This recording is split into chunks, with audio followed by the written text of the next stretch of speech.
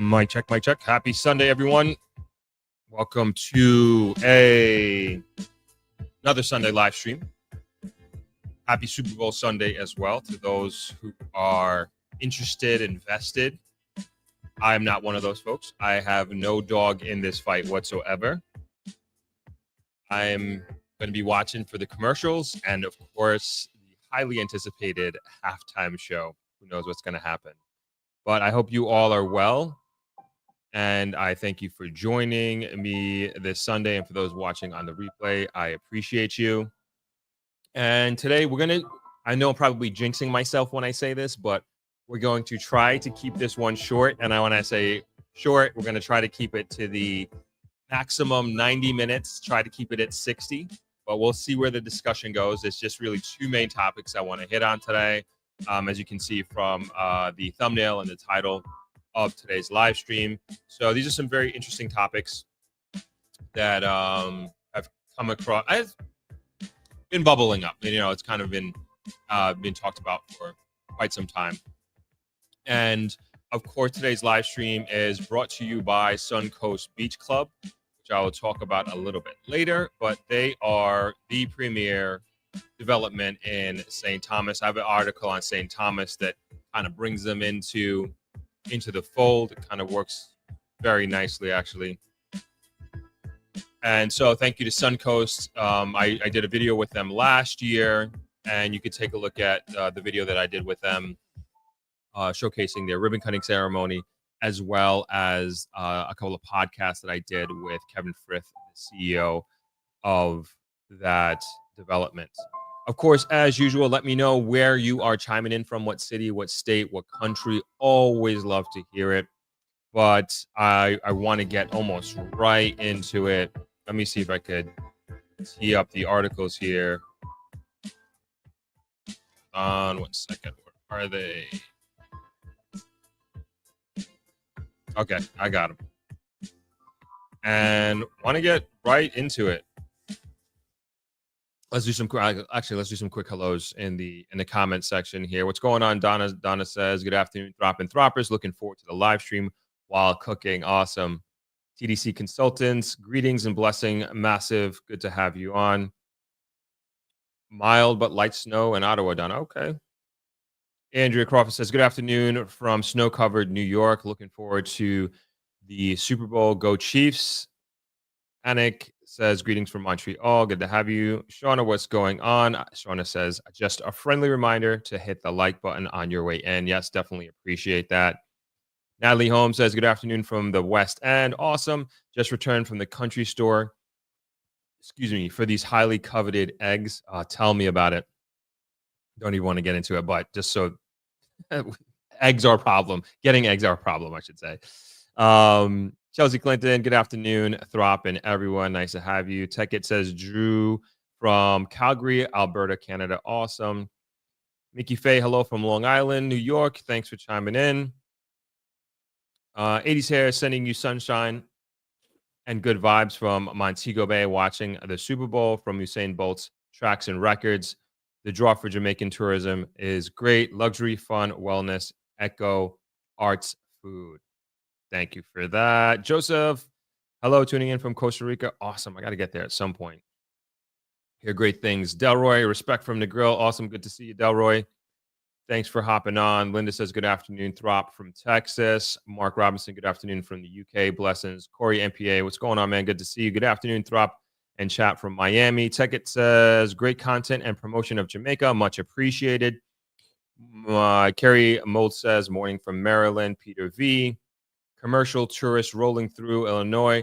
Big up this progressive channel. Thank you very much. Integrity Longevity says, greetings from Snowy BK, Africa Queen. Happy Sunday, everyone from the UK. Good to see you. Jamal Lee says, from Florida, saying big up to yourself, Throp. Thank you. Norma Davis, thank you for being a channel member. And Shauna as well. Thank you guys very much for supporting the channel. Really, really appreciate it. Norma says, good afternoon, peeps, chiming in from Slushy, New York. No, Throp, you don't know what short means, but it's all good. I know. I'm jinxing myself here, but I'm going to really try it today. Joseph says plenty of eggs in Costa Rica, 15 for 350. Man, lucky you guys. Alex Brown watching from London. Awesome. So let's get into some stuff. All right, let's see. What should we do? All right, so let's we had a great Throppers think tank meeting yesterday. Really, really awesome. Shout outs to everybody who was on that call yesterday. And we talked about like some inside stuff that I'm doing here on the channel coming up in the next few weeks, which I'm very grateful for them helping me walk through a bunch of brainstorming ideas for that content. But we also very much talked about the our current crime situation status, and we went into very I would like to think very, very deep on that. So, how I want to start this conversation, as always, I love having these discussions no matter how hard, taboo, whatever the topic is. I think it's so important that we have hopefully fruitful and informative discussions on these things. And, maybe even I'm bringing information that you may not be aware of, and we can take the discussion from there. So, let's go through this first article here.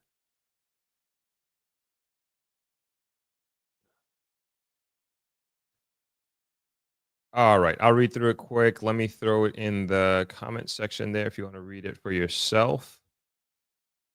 And this was on RJR's website.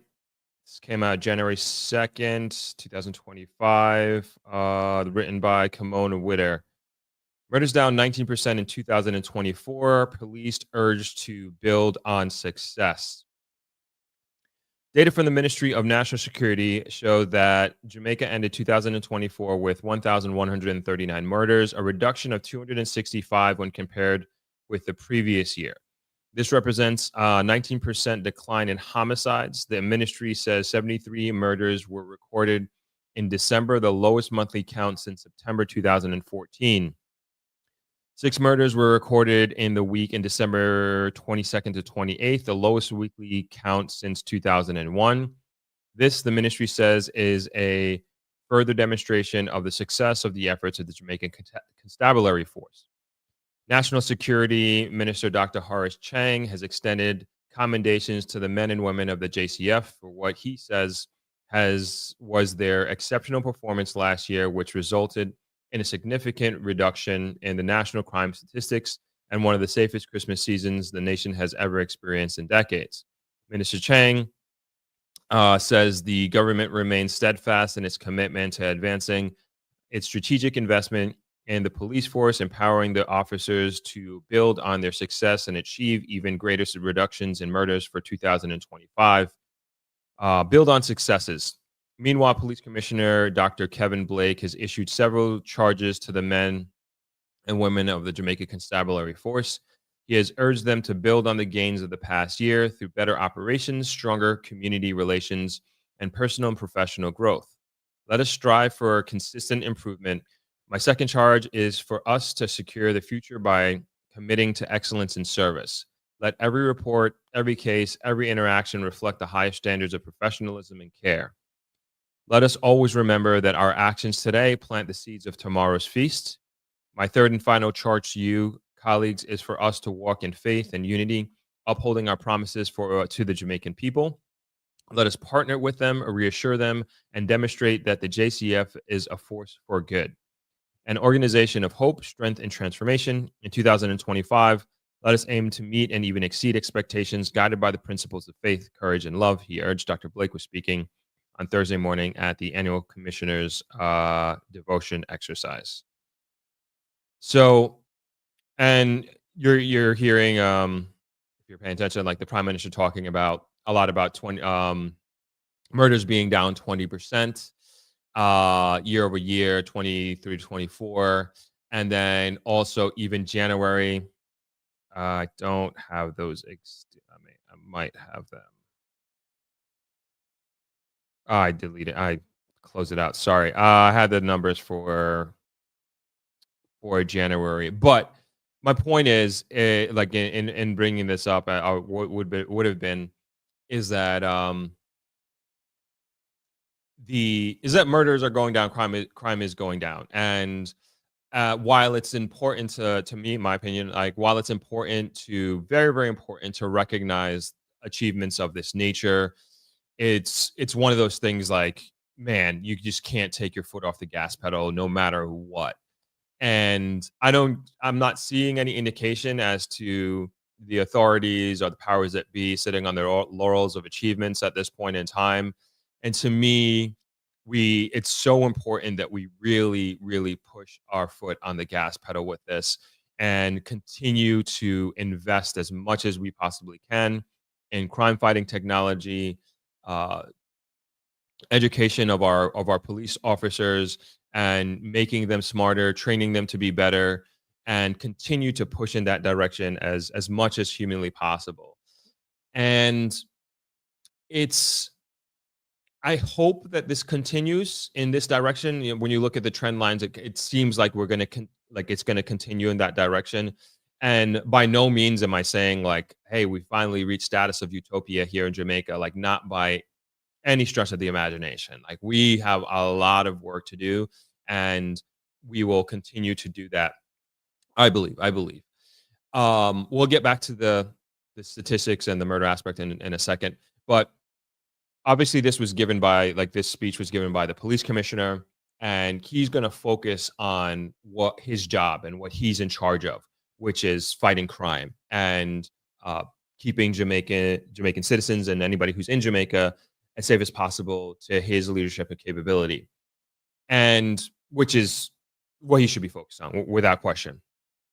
But as I always say on this stream, like, we have to go further upstream, right? And there has to be like a continuous focus on the next generation coming up. Particularly, I will always go back to education, no matter what, and educating our young people and giving them opportunities. And to me, it's like having more of a focus on building a higher quality society and citizen, and that's what's going to bring us to this, I think, eventually. And this may take decades, this may take years and years and years. Just a community and society of just like of excellence and prominence. And I believe we're on that road, where hopefully a lot of the things that we hear in the news become less and less of a uh of just being in the newspaper. Let's just leave it at that. And so it's a good thing, and like there are still, I don't want to leave this out. I think it's important to recognize that is that there are still very horrific things that happen in Jamaica, and it is really unfortunate. There was 13, I think I said 1,300 something murders last year. I mean, one is too many. That at the end of the day, when it comes down to it, like, one is too many. And I think it's important to recognize that, like, that these are at the end of the day, it's like still unacceptable numbers. However, we are moving in the right direction. And I think one of the I think one of the biggest tipping points, and it remains to be seen, unless we start looking 20 years from now, looking back. But I think one of the great tipping points, at least from my perspective and experience and observation, of the direction that we are heading in, and the use of technology to the JCFs, helping them reach their capability, was, again, I've always bring this up, was what happened in downtown Negril with the shootout. And it was just like, I was like, this is crazy. And it was just like, this is a turn in events of how the JCF operates. And it was just not only in the moment, but when you heard the reports of after, of how of just like their not espionage, their just their use of technology and their intelligence. That's what I meant to say. Their intelligence that they had access to, is that they knew everything that was going to happen before it happened, and they were able to intercept it and just handle business on the spot. And it was just incredible. It just showed me in my mind, this is like, okay, these guys are moving different. They are moving way, way different than the past. And so, anyway, I hope that we continue to push for this. And I hope that as a society and anybody who Jamaicans here and Jamaicans who are living abroad see this as a proud moment. But again, not to rest on our laurels. And there needs to be a continuous push to and hopefully embracing the idea that we want to continue to invest in the JCF and especially in technological advancements. Because it's like even though we're like the JCF is moving forward and the way that they have is also the other side, the other team, so to speak, they're going to be making their moves as well. So it's this constant cat and mouse situation, as I'm sure you all are aware, and we just need to continue to push this. I see Beatley put up the statistics here.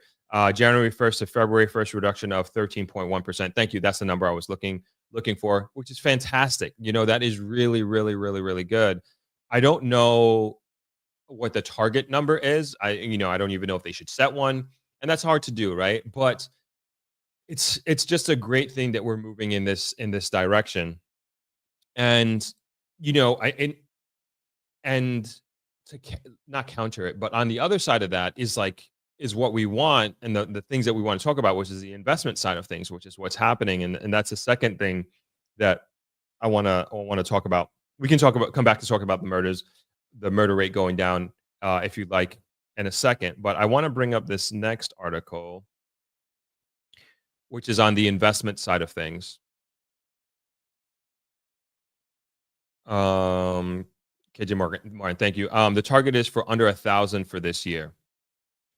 That would be incredible. That would be really, really incredible. I think it's possible. I don't see why not. I think it's very, very possible to hit a target like that. And then, just imagine like we just continue to compound this and like what this could mean in 2 years, 3 years, 5 years, 10 years. And we just like staying on top of it, like not easing up at all. Incredible. This is already incredible, but it's not where we want it to be at. As even KJ Martin is put in there, that we want to get murders under $1,000 in this calendar year. Kingston 20 says, if El Salvador can do it, so can Jamaica. Absolutely. Shane Frank says, I stand with the police. Same here. All right, next article on more on the investment side. So this is a hospitality investment. All right, so this article came out. This is on the Jamaican Gleaner, groundbreaking for new Lucy Palladium Hotel set for February 18th. This article came out on February 6th, the Gleaner, as I mentioned, and let's see who wrote it. No author, editorial at gleanerjm.com. Doesn't give the... Oh, here it is. Sorry, Lester Hines. Okay, and it reads, groundbreaking for the new Palladium Hotel in Lucy, Hanover, is scheduled for February 18th, according to Tourism Minister Edmund Bartlett. The Gleaner has learned that the 900-room luxury hotel will be constructed at a cost of over $300 million US. In addition to its 900 rooms, the project will feature a golf course, an entertainment center, and a convention center. Additionally, 600 housing units will be built to accommodate hotel workers.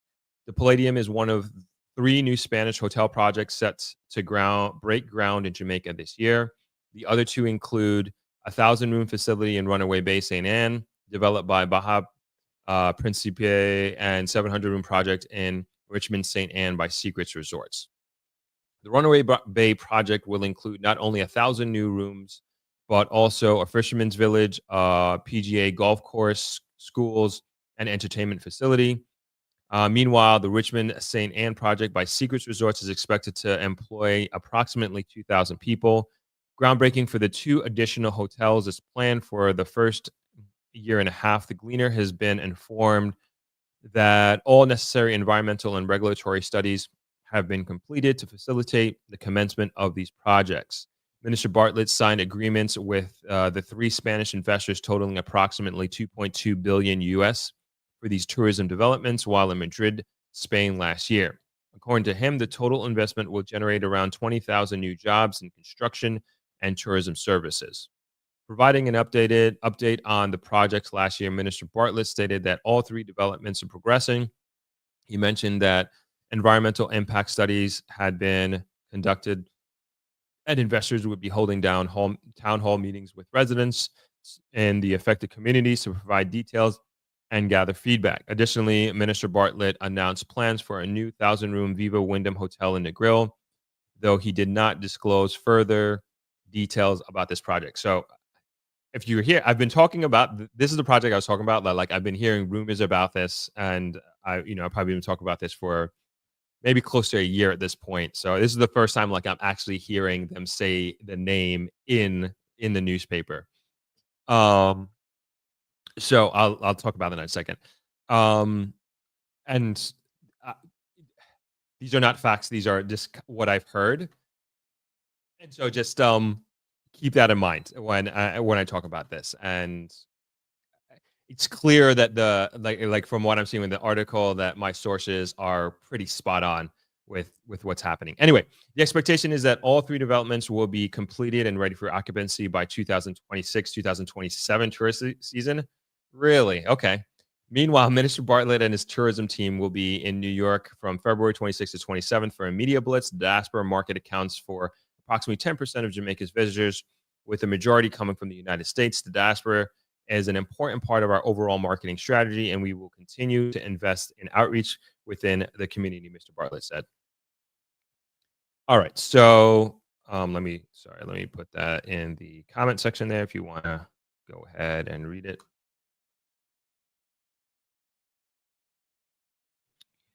All right, so let's talk about the Palladium and what they say 800 room 900 rooms, excuse me, 300 million US dollar investment.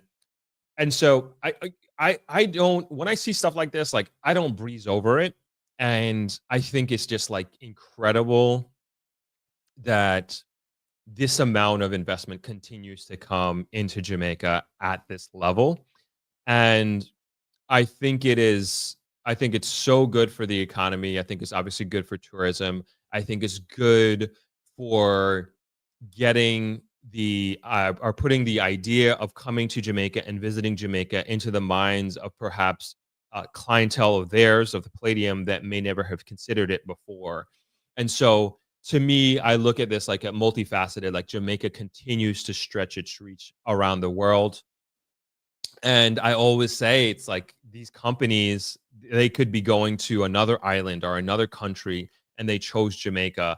And it continues like, hey, why are they investing literally as the minister said, 2.2 billion US dollars are being invested in Jamaica.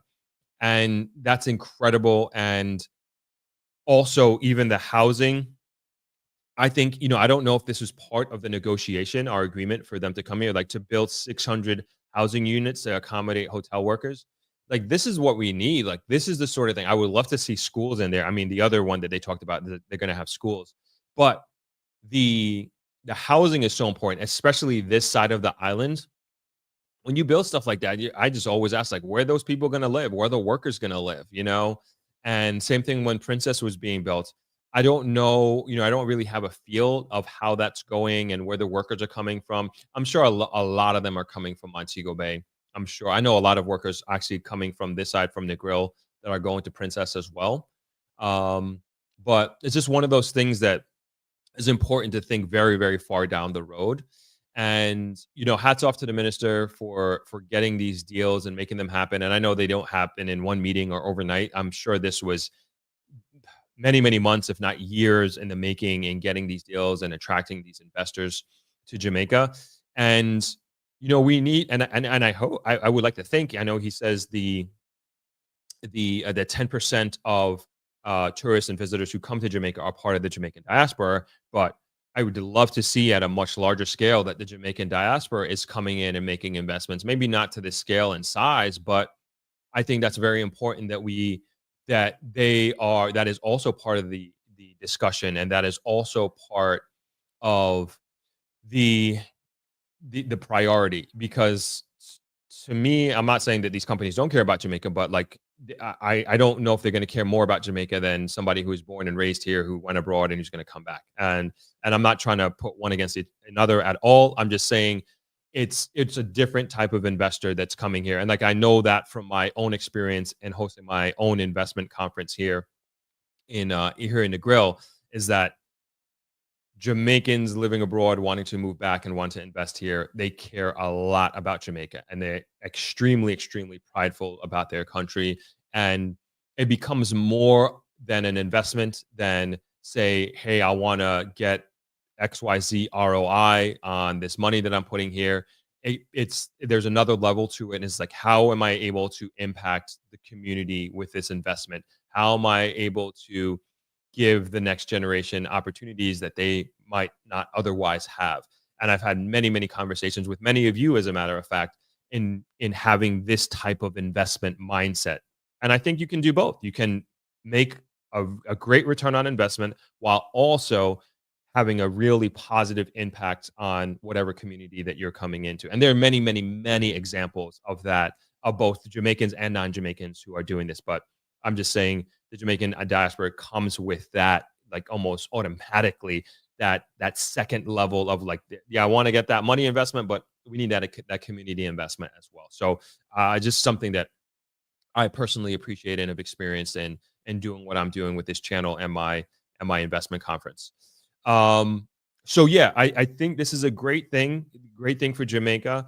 I think it's a great thing for competition in the hotel industry. I know maybe some other players may not think so, but I think when we get these multinational corporations coming in, it just increases the competition. And even though, like, travelers, for example, may not be competing, even though we are competitors, don't get me wrong, we may not be competing directly for those types of clientele who are looking for all-inclusive and all the amenities that hotel has. But nonetheless, it's a signal to us and my family and us as hotel operators that, yeah, we got to step our game up. Like, competition is coming at a rate and speed that has never existed before.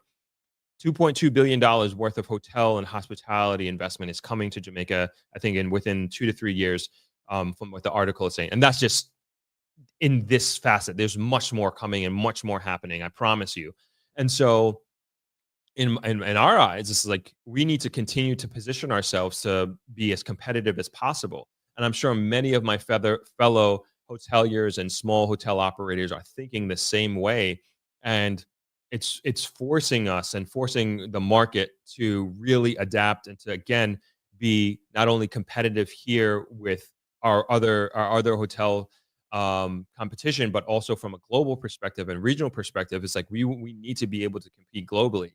And if not, man, forget about it. You know, you're going to get left behind as a hotel, as a tourism destination, and we don't want any of that. You know, and I hope that we are seeing where the puck is going and what's happening and the future that we are moving towards at this time. And it's not a time where we can just sit on our hands and, again, relax. You know, whenever was there a time like that? But I think now more than ever, again, at the pace in which more and more investment in competition is coming, it's going to become, I don't want to use the word difficult. We just got to be better. Like, that's it. We just have to be better. And especially small, locally owned hotels, or maybe not even small, but just locally owned hotels, like myself and my family. It's like, we have to get better. We have to be better. And we're up for the challenge. And I've seen in the past, when we've gone through, Jamaica, that is, has gone through,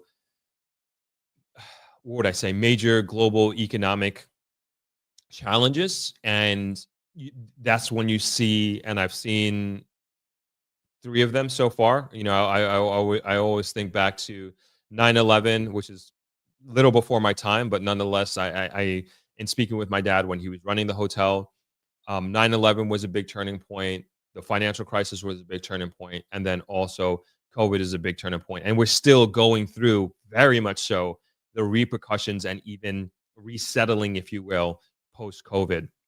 And during those times, that's when I saw the most turnover in hotel ownership and hotel management. Those 3 times was it, and it never. And I can't really, sorry, I shouldn't say I can't really speak to 9/11, The only thing I will say with 9/11 is that there was just like a huge, major slowdown in tourism globally. But I can tell you from global financial crisis and COVID, and you're seeing it now. I said it. Sorry, let me finish that point. Global financial crisis and COVID, most amount of turnover. This is where I see like the most turnover in hotel ownership. Maybe it happens in other industries. I just know hotels, and that's the industry that I'm paying most attention to. And so, and it usually doesn't happen. And I learned this from the financial crisis. It's not happening while you're in the crisis. It's the post crisis. And even going back to Thropex 2024, leading up to it, like I told everybody, is that this is the most amount of hotels like I've ever seen for sale and continue to be even right now. There are many, I've never seen so many hotels that are for sale on the Negril beach. And I'm sure this is the same in many other parts of the island that hotel operators are selling. And this could be a confluence of different things happening at the same time, people getting to owners getting into retirement age, but also, riding the storm of COVID was very, very difficult. And we're in a post-COVID world and still very much trying to settle. Um, we'll get to the comments in a second. I want to make one more observation with this, talking about and I'll just read this paragraph, talking about the Wyndham Hotel. So this is just one paragraph. Additionally, Mr. Bartlett announced plans for a new 1,000-room Viva Wyndham Hotel in Negril, though he did not disclose further details about this project. So I heard about this. It's got to be almost 2 years I've been talking about this. And it is, I don't want to bring up the map because I don't, it's going towards Green Island. Put it that way. It's going towards Green Island. You know what? I will bring up the map.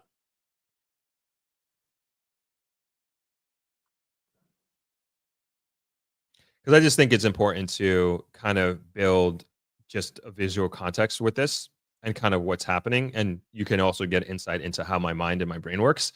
So this is Jamaica, and we are going to the westernmost part of Jamaica here in Negril. And this is the Negril Strip. This is a 7-mile white sand strip of Negril. And let's see, Travelers is here.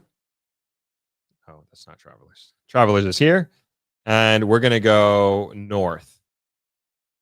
And so this is Green Island. I'm just building context here. This is the Princess Hotel, which is the largest hotel, will be the largest hotel in all of Jamaica. This is Palladium.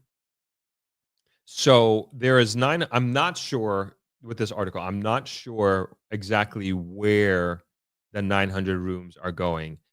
It's, hold on. Sorry, 1 second. Palladium. Let's see. I think it said it was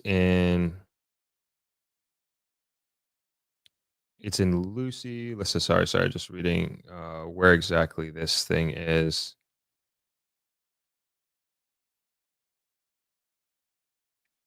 No, yeah, it's in Lucy. Sorry, it's in Lucy. All right, got that right.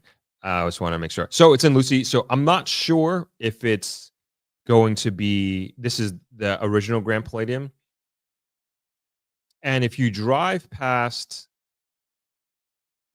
to Negril, you pass Grand Palladium. This is Ocean Point, big residential development, and there's all this beautiful land over here.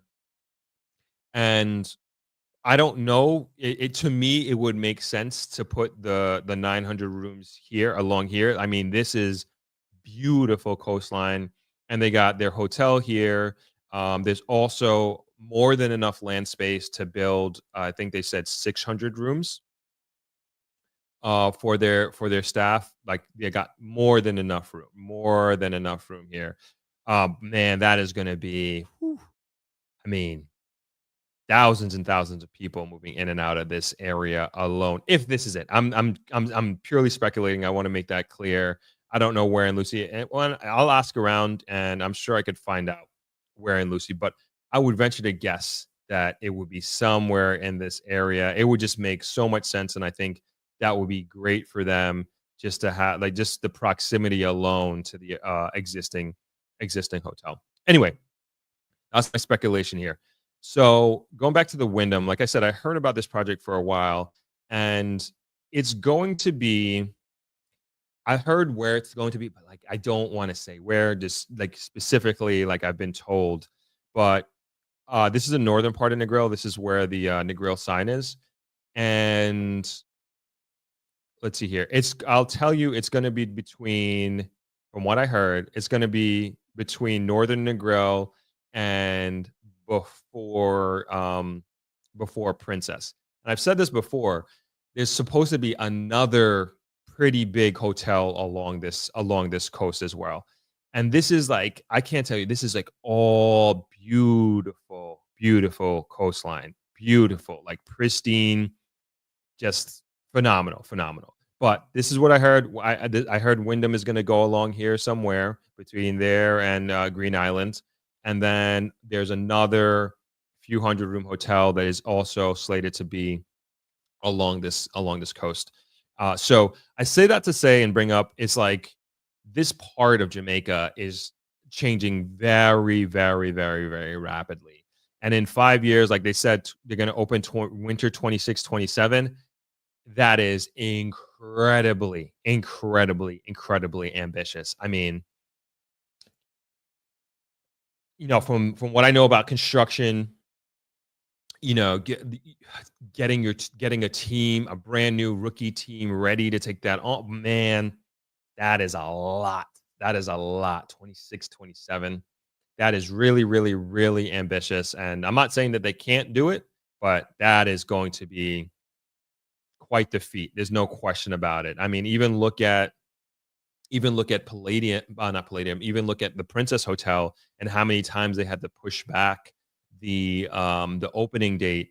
And one of the main reasons why they had to keep pushing it back, from what I understand, is like they couldn't find enough workers. There was is a labor shortage in Jamaica. But I'm sure these operators, these investors, are thinking ahead with this, and they're learning from the mistakes or the challenges that the Princess Hotel has faced, and they're going to come in with a strategy that's going to avoid those sort of challenges. I would hope and I would think that they would do that. But yeah, that whole area, that whole corridor coming into Negril, that's what they're calling the new Negril. And even the prime minister at the meeting that I was with him on a couple of weeks ago, that's what he was referring to. So from what I understand, the building ordinances has changed and adjusted to accommodate these much larger hotels. And there is different, believe it or not, because Negril is between Westmoreland and Hanover. And even though, and I've talked about this before, we are on the same beach road here in Negril, that are here at Travelers, we have completely different, not complete, but very different building regulations as from the hotels that are in the Hanover section of Negril. And the changes were, honestly, from what I've heard and from what I understand, they were changed to accommodate these major, major investments. And this was years ago. This is years and years and years ago. They've changed this to accommodate these investments coming in, which I think is ultimately it's a good idea as long as it's sustainable and we're putting the environment first. And NEPA is very much involved in this hand in hand. I have no issue with it. I do think, as I said before, investing in schools and in housing for the workers, I think that's very important. I think it's quintessential, as a matter of fact. But then you come back to Negril, Westmoreland, and we do not have the same advantages, if you will, which is a bit silly and unfortunate. However, there is or has been proposed a new building ordinance for the Westmoreland side of Negril. And trust me, we are eagerly waiting for these new ordinances. And even speaking with the Negril Green Island Planning Authority downtown, they too are eager for it, and they have no idea when it's coming on board. The question was actually addressed at ThropX 2024, and we had the CEO of NEPA, that's the National Environmental Planning Agency, Leonard Francis. He was on a panel, and I'm actually so excited for you all to see that. That's coming out in the next 2 weeks. So we're releasing that panel discussion hopefully next week. We're going to be doing the real estate one this week, but the real estate one is obviously phenomenal, but the one with Leonard Francis, it's great, phenomenal, like amazing, amazing, amazing. I cannot wait for you guys like, and then if you went to ThropX or you watch it virtually, you know exactly what I'm talking about. So we'll get that out this week. Anyway, let's get to the comments here. We got 20 minutes. We're keeping it to 60, right?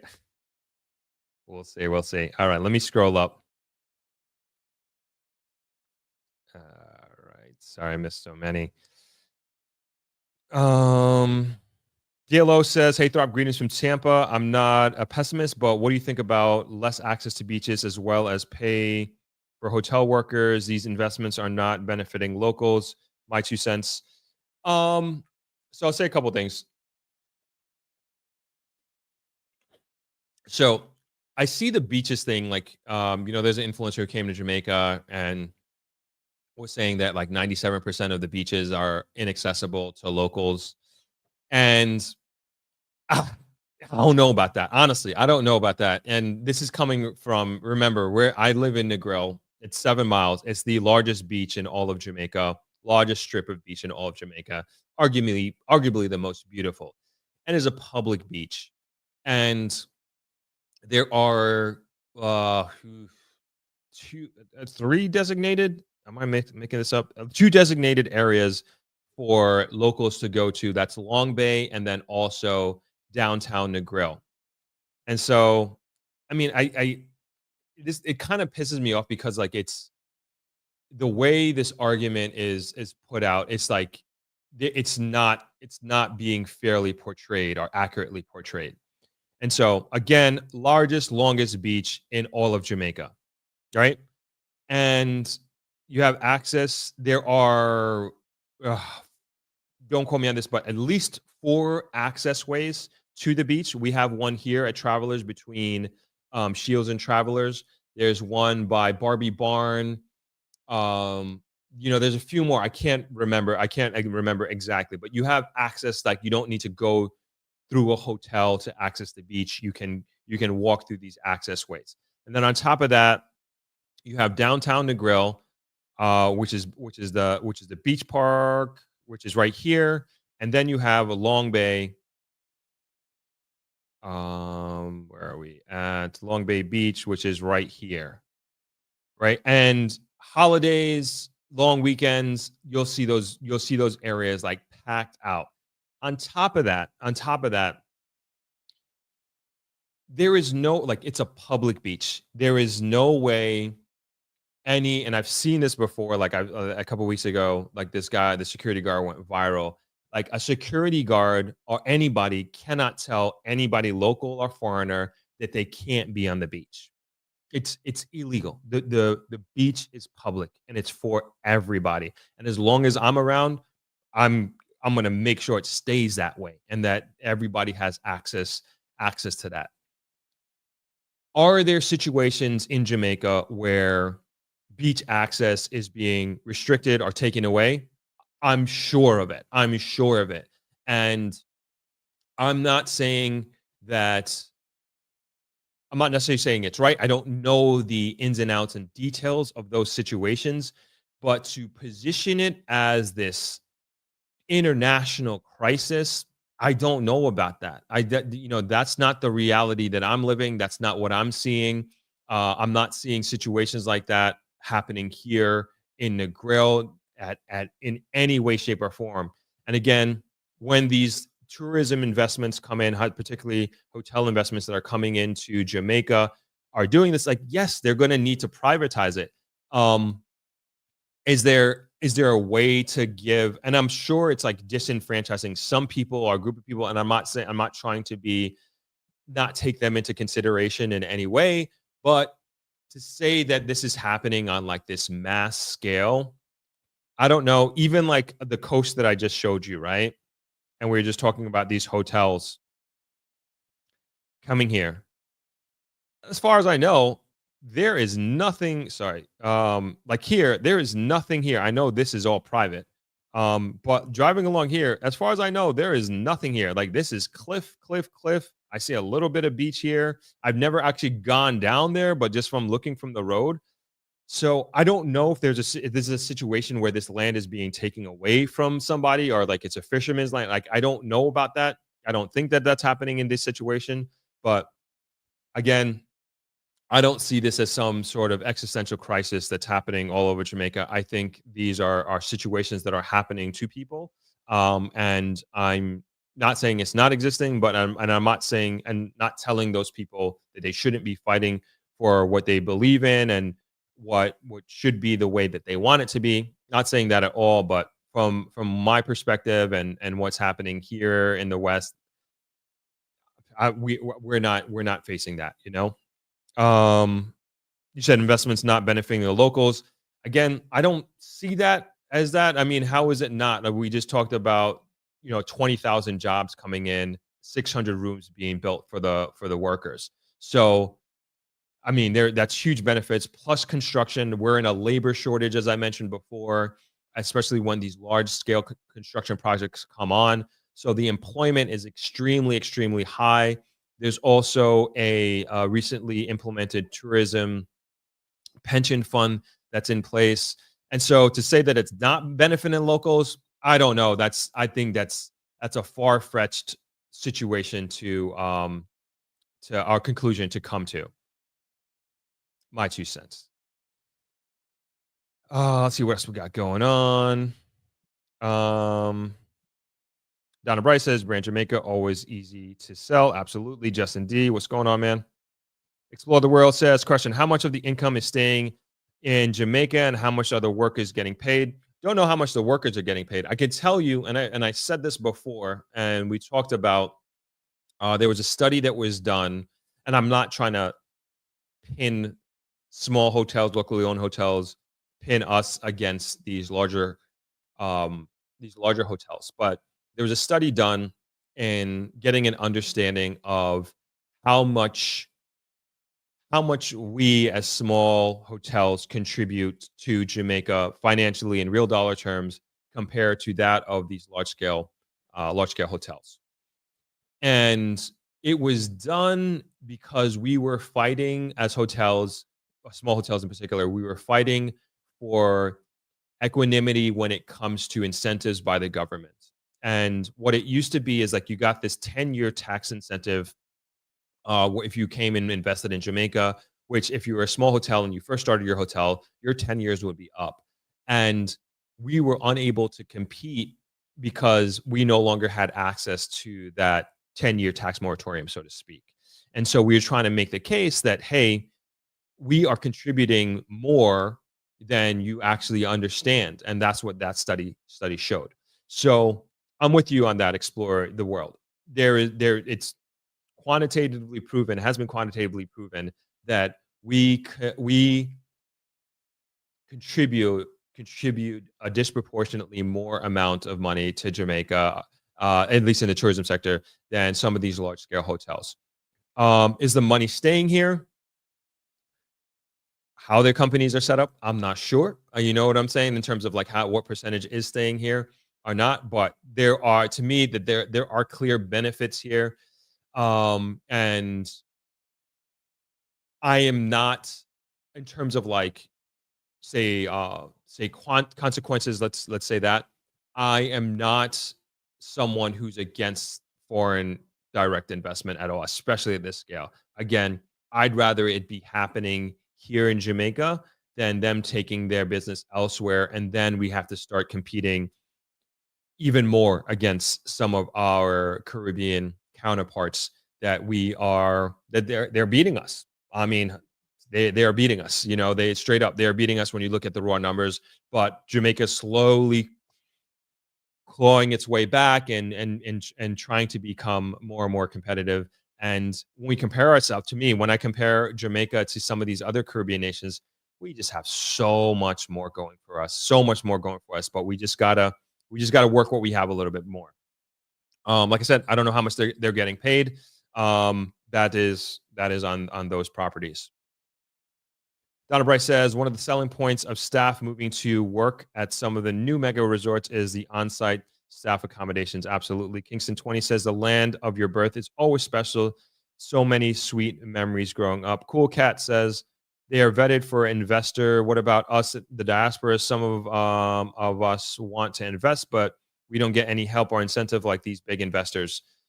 They are come to ThropX first and foremost.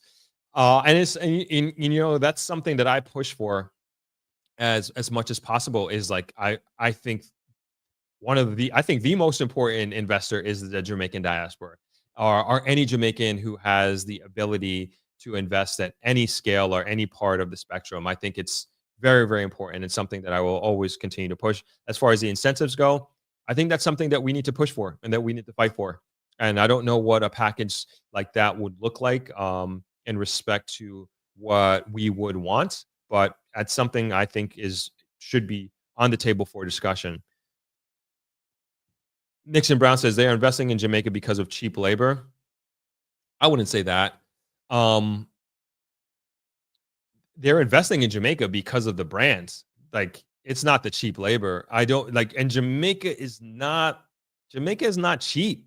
Period. I mean, electricity, water, um, construction. Like it's not Jamaica is not a cheap country. It is not. I don't subscribe to that.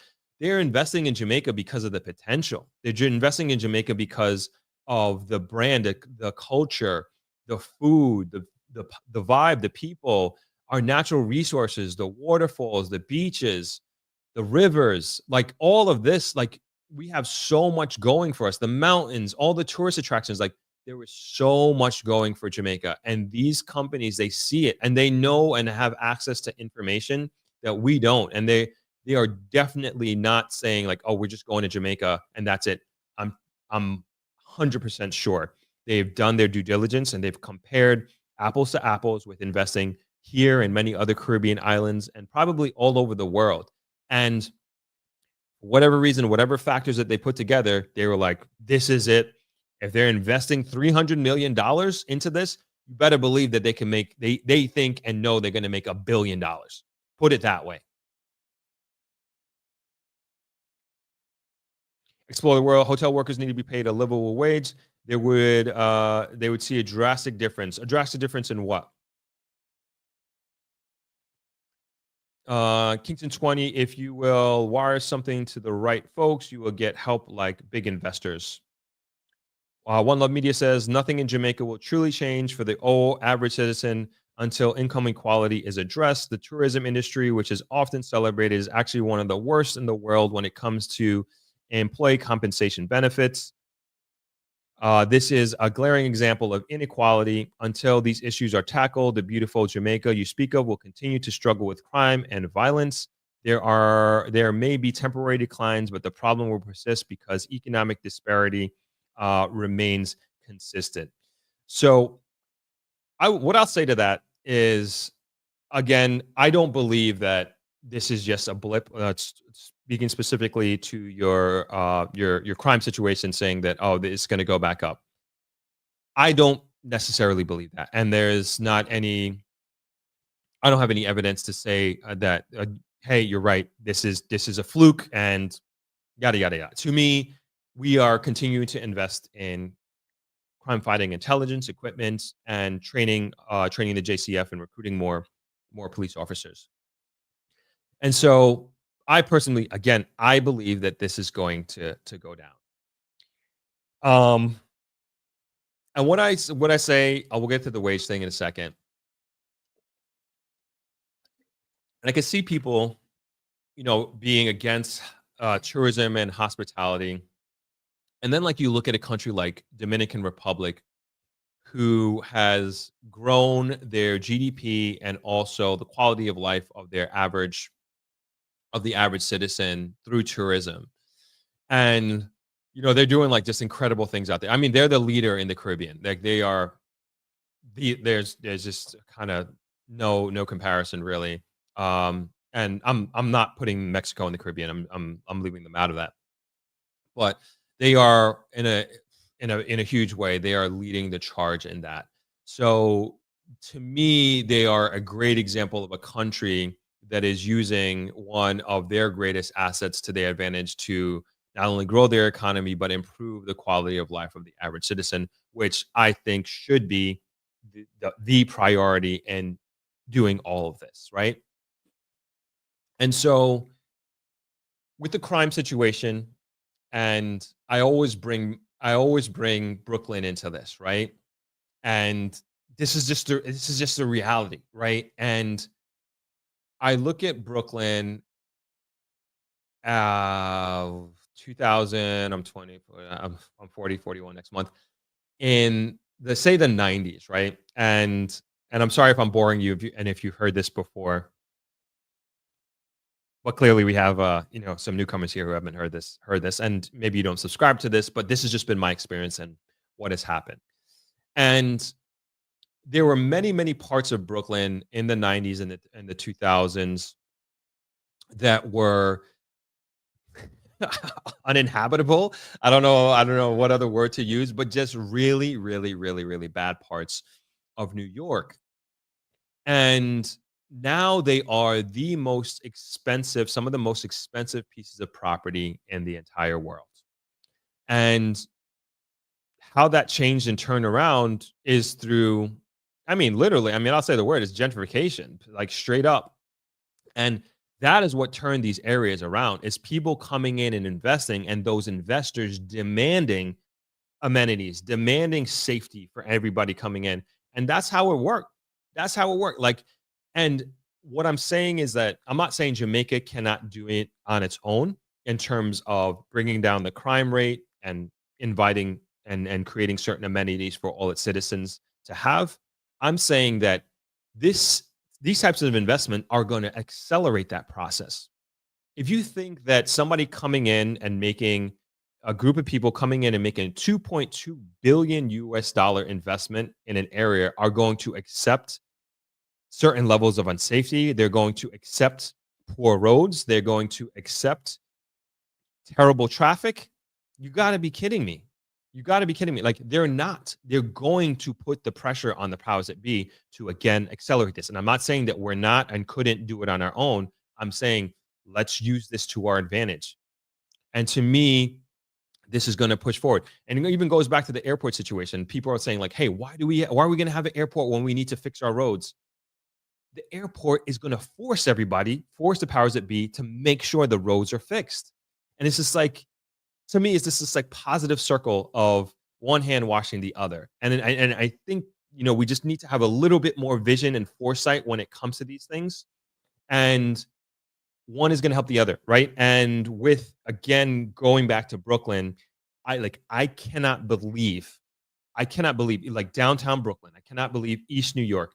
I cannot believe these places that were you just could not go to and you wouldn't go to. And I only went there because my mom lived in some of these places, and it was just the worst of the worst. And now again, the most expensive property in the world, some of the most expensive property in the world, which is just like unfathomable for me to like have lived through that. And now being the adult that I am, seeing these places and seeing how much these places are worth now is incredible to me.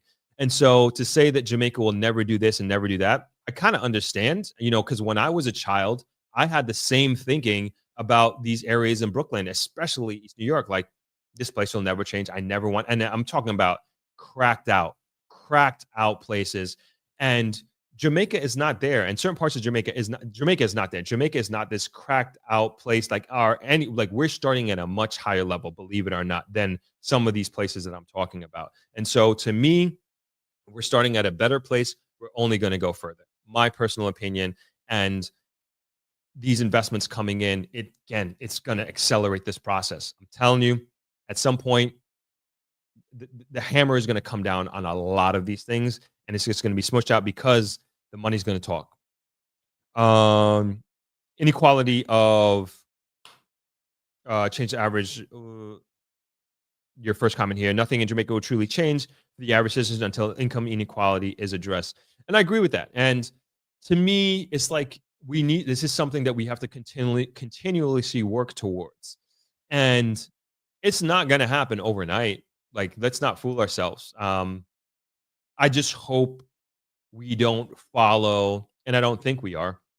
We don't follow what's happening in the US or what has happened in the US with I think the US, and somebody can fact check me on this, has like the highest wage inequality of any developed country, or maybe any country. When you compare, say, CEO salary to the average worker salary kind of thing. And so, the wage gap in the US is astronomical. And here we are still a country that is developing and finding our footing, so to speak. But I personally like the plan that we have and the trajectory that we're on. And there is so much to learn from other nations and how they have conducted themselves. And so I think we are on a path and of addressing these things. And to me, these hard conversations are no longer being ignored. They're not being swept under the carpet. They're being discussed. And I think that's the most important thing, is having open lines of communication. All right, let's keep rolling here. Let's see. Justin D says tourists are safe in Jamaica. It's Jamaicans who are not safe in Jamaica in certain areas. Nixon Brown says Jamaica hotel workers are getting the lowest wages in the Caribbean. I saw that. One Love Media again says the Prime Minister must take action to address income inequality. Tourism, the largest contributor to Jamaica's GDP, benefits foreign hotel workers, while local workers can barely earn enough. I think you meant earn enough to survive. Talked about that. Let's keep going. Let's get some new comments here. Trevor Black says Jay has one of the highest income retention from tourism in the Caribbean. That benefits citizens.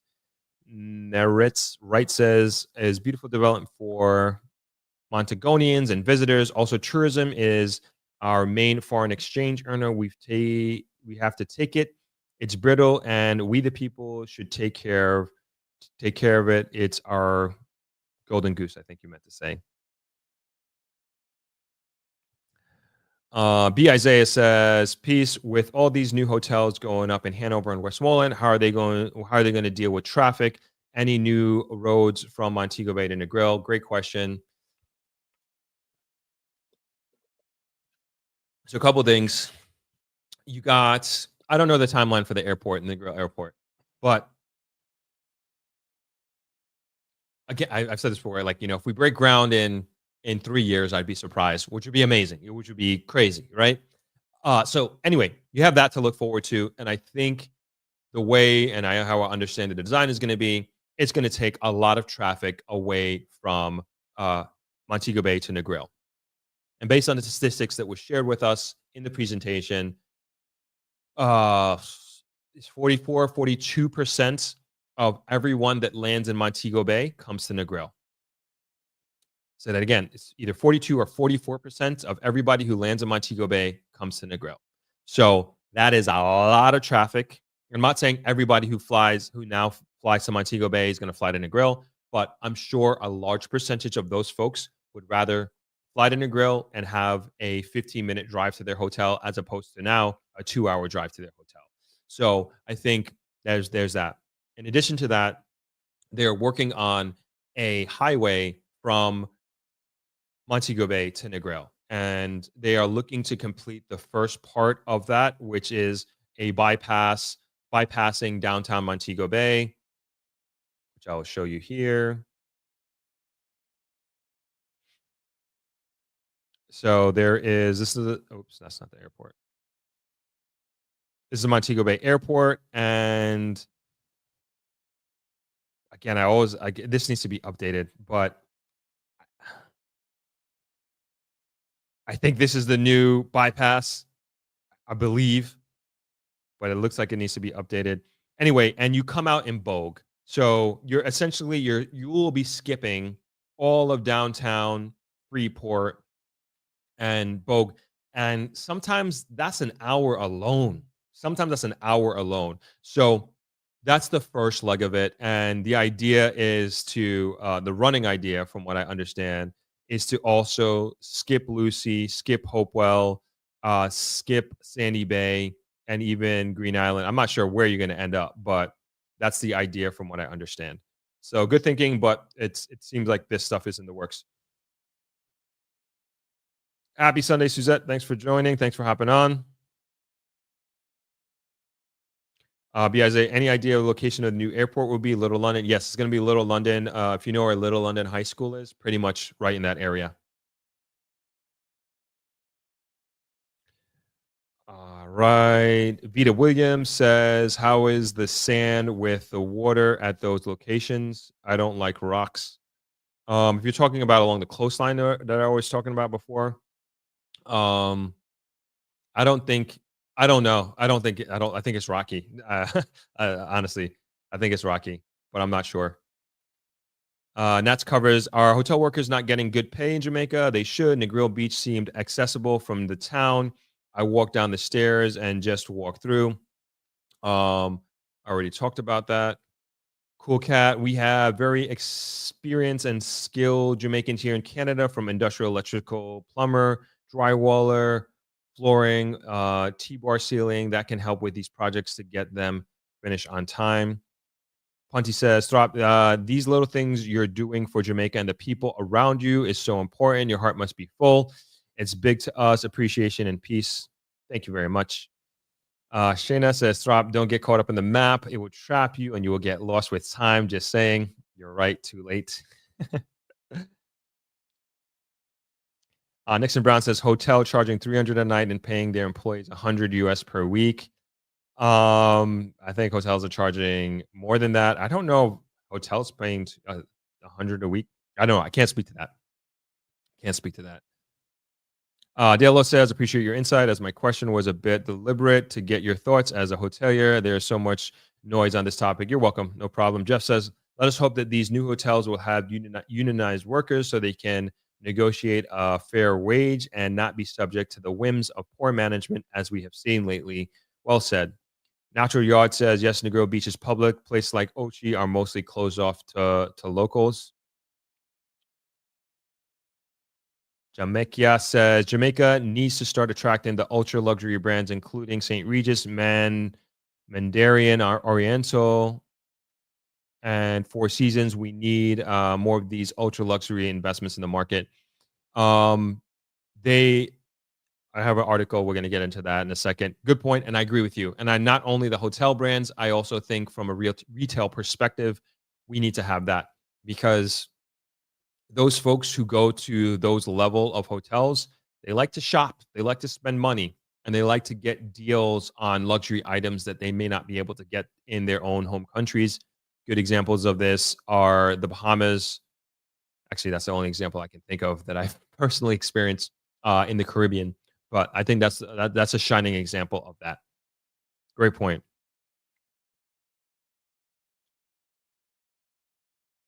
Ronnie Boom says, "As far back as I can remember, the beach access issue has been rolling around. The percentage of privatized versus public access has to be still lead towards public." Pauline Roberts, "Jamaica has a lot of beautiful hidden beaches. It's about using drones to locate new safe beaches and create new wonderful lifestyles." Never right. "The people who are to make an issue about beaches are ridiculous, plain and simple. Jamaica is surrounded by the sea, ocean. Why are people being antagonistic about access to beach? It's a lie. Stop it." One Love Media says, "Last year 3 billion was sent from the U.S. to Jamaica. If there weren't serious inequality in Jamaica, there wouldn't be such heavy reliance on remittances from Jamaicans abroad." I don't know. There's who's to say. I don't know if I necessarily agree with that, but like, there's a lot. There's a lot to be said about that, even from like a cultural perspective. And I've talked about this. Um, I don't know if you guys remember that article from, I think it was a Nigerian American who I'll say two things. So there was an article about this Nigerian American, young Nigerian American, born in America, but her parents were Nigerian, and in their culture, just like here in Jamaica, it's the culture is you if you're a family member that lives in the first world, developed world, you have an obligation to send money back to the family in your country of origin. And she was like, nah, I'm not doing that. Why should I? I don't even know them. And I also had a discussion with Professor Brown of UTEC. He is the president of UTEC Jamaica, and he was also alluding to the fact that this younger generation of Jamaicans who are in the diaspora are maintaining that mindset as well. And what he's seeing is a trend in a different direction where Jamaicans, the new generation Jamaicans, are no longer feeling that sense of obligation to send money back to Jamaica. And it's interesting, right? It's interesting that we have a culture without, and please correct me if I'm wrong on this, is like we have a culture of having this expectation of sending money from foreign back to Jamaica. And there, and I don't, you remember we did this video with the Canadian dude? He's awesome. I forget his channel. I would shout him out right now. But we did a video with this Canadian dude. He's in the media, he's in the media business. And he was making the point that Jamaicans in Jamaica think that Jamaicans abroad are rich and that they have money and everybody has money and it's nothing to send down however much money to Jamaica. And it's a misconception and it's unfair and that sort of thing. And so my point in saying that is that I don't necessarily think that it's purely, I'm not saying it's not part of the reason that Jamaicans aren't able, some Jamaicans aren't able to make ends meet here in Jamaica, and therefore they need assistance from abroad. But my point is that it's very much part of the culture that it's almost an entitlement. Honestly, it's not almost. It is an entitlement, and even when you go when you go and come back, it's like, what you bring for me? And it's this thing of expectation. You go abroad, you do this, you work as hard as you do in foreign. It's wherever you are in the United States or wherever you are around the world. And because of that, and they don't care about how hard that you worked and what you did to earn that money, the expectation is you send it back. And so that, in some instances, in my opinion, is that also creates a vicious cycle of expectation without merits. You didn't do any, you didn't, and so I'm not saying every instance. In some instances, you didn't do anything to earn this, but the expectation for you to give or receive something just because is there. And I do think that that has a negative effect on our society in having that expectation, especially from the Jamaican diaspora. And they don't understand. I think some Jamaicans here don't understand really how hard and difficult it is in foreign. I'll also say, during COVID, that's what kept us alive. That's what kept Jamaica alive when there was zero economy, when every single hotel was shut down. There were no planes coming into Jamaica. There was no business coming. There was no commerce. There was no construction. It was the Jamaican diaspora sending remittances to Jamaica, and that's what kept us alive. So there was no work to be done. And so that's full appreciation and full respect to the diaspora that kept Jamaica afloat at that time. Darnell, man, thank you. How do I bring that up? Oh man, I'm missing so much. Thank you so much for the donation, man. Really, really, really appreciate it as usual. Darnell, good afternoon, Throp. With all these investments coming in, do you think Jamaica will make it easier for citizenship? I want my passport. My grandfather Jamaican, but lost all his documents and he passed. Oh man. So you don't have his death certificate? You should be able to do that, to get your citizenship through that. And also, what about your parents? And good timely question. I was just going over the feedback forms from Thropex 2024, and one of the things that I saw, quite a few times was wanting a path to citizenship of the authorities of for the path to citizenship here in Jamaica to come to Thropex. So um, I'm going to do whatever I can do in my power to get those folks here and to prepare those who are coming to Jamaica for the conference to ensure that like just bring whatever documents that they're requiring and just get as much information out to you so that we're able to get, hopefully, I don't know if I can do it, but hopefully we can get that process started. And I know a lot of people really, especially what's going on around the world, not even the United States, around the world, people are looking for um options, let's put it this way, and they're looking into to their citizenship in Jamaica. So I'm going to I'm going to do whatever I can to help with that situation and to get out as much information on that. I think it's incredibly important. I think it's incredibly powerful, like an individual from an individual standpoint. And so, if I can get those folks to come to Thropex this year, I will do so. Oh, I forgot to announce the dates. Um, I will do that. So, thank you for that opportunity, Darnell. And thank you for the donation. But while we're on the subject of Thropex, we set the dates. It is going to be, I'm going to put out a post this week, so no worries. It's going to be November 16th to November 22nd. Thropex this year. All right. So those are the dates. I know a lot of people have been asking. So if you can mark that, save the dates. I can also confirm we're going to do 2 days of real estate tour. We're going to split it. I hear you, everybody who's filled out the feedback forms. Thank you very much. And I understand that it was just too much to visit all those properties on one day. So we're going to split it between a residential tour date and then the second day will be a commercial tour date, and it'll be half days. You ask and you shall receive. All right. So that's Thropex. All right, let me hop back up. Please listen to Justin. Everybody, hit that like button. Helps out a ton. It really, really does. Let's see. Sorry, I lost. Sorry, this if I'm missing your comment. I'm trying to get to people who I haven't heard from, and there are a ton here. All right, Pauline Roberts. Jamaica has a lot of beautiful hidden beaches. Okay, I got that one already. Sorry.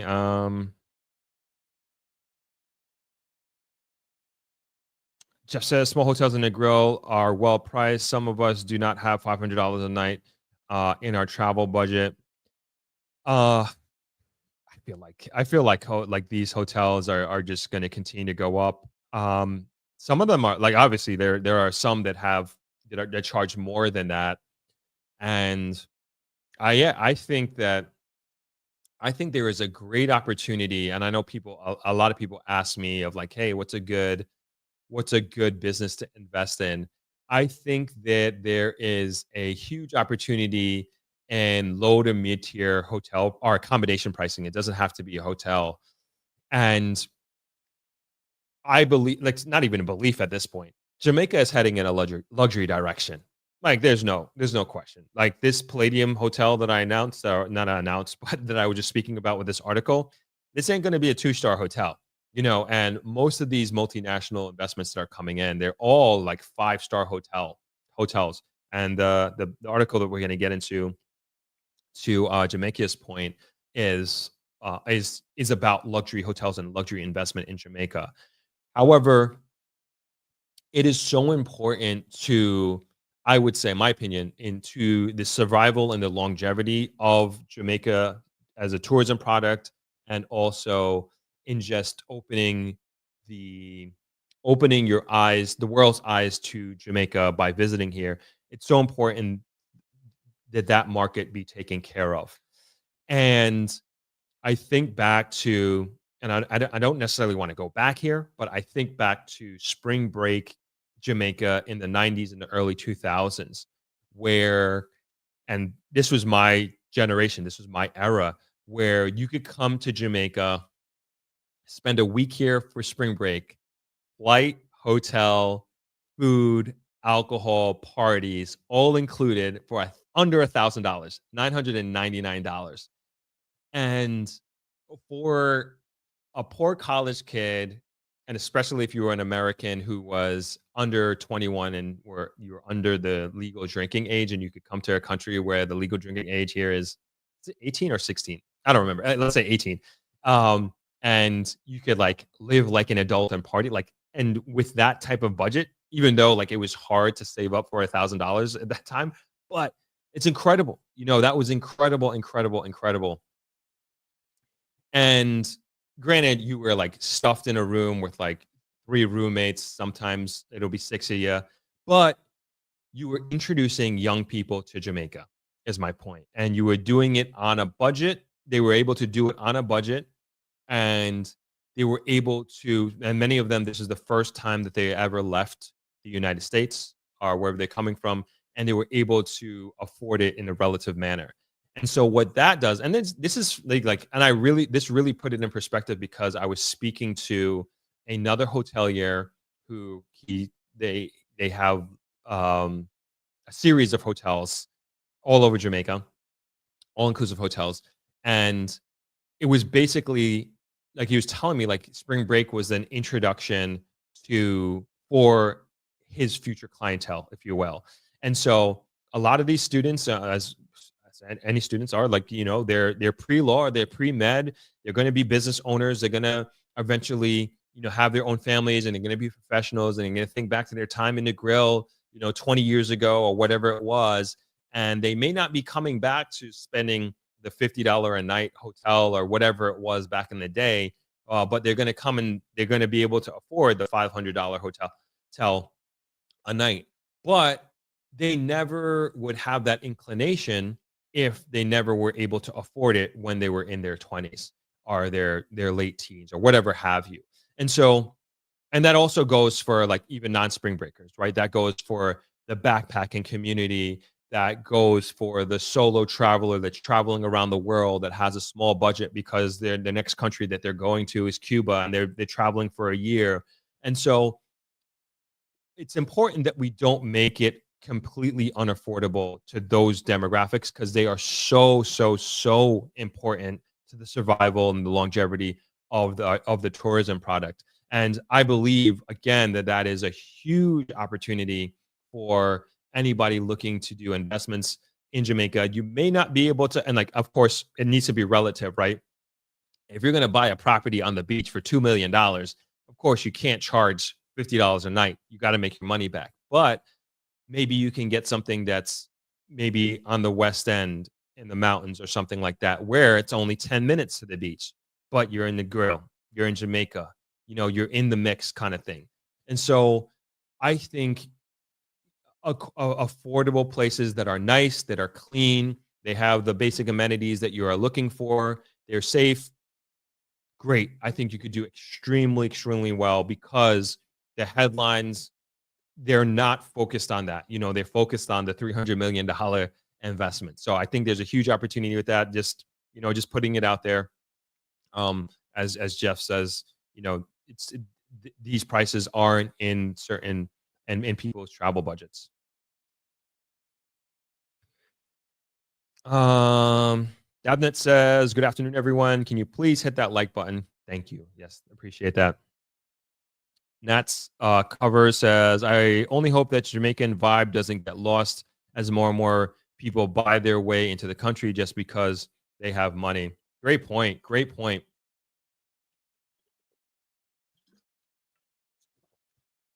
I'd like to think, and I don't take this for granted, I like to think that we have an extremely, extremely strong culture here, and an extremely proud culture. But as I go back to, I think it was last week or the week before, I was talking about my Bali trip, and that was one of the things that I noticed and observed, and that really made me say, like, hey, I didn't really like my experience in Bali.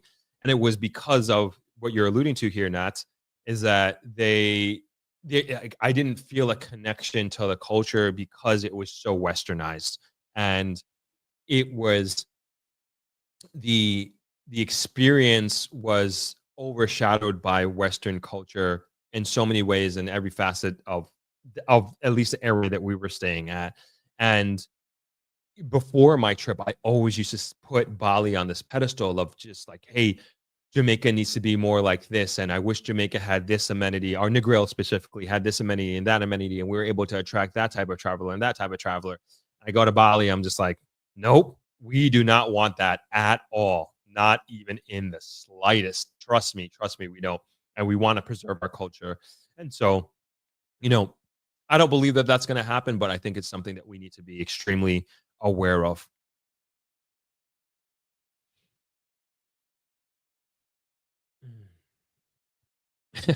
Brand Jamaica says, Brand Jamaica is like hot patties. You want more of it to eat.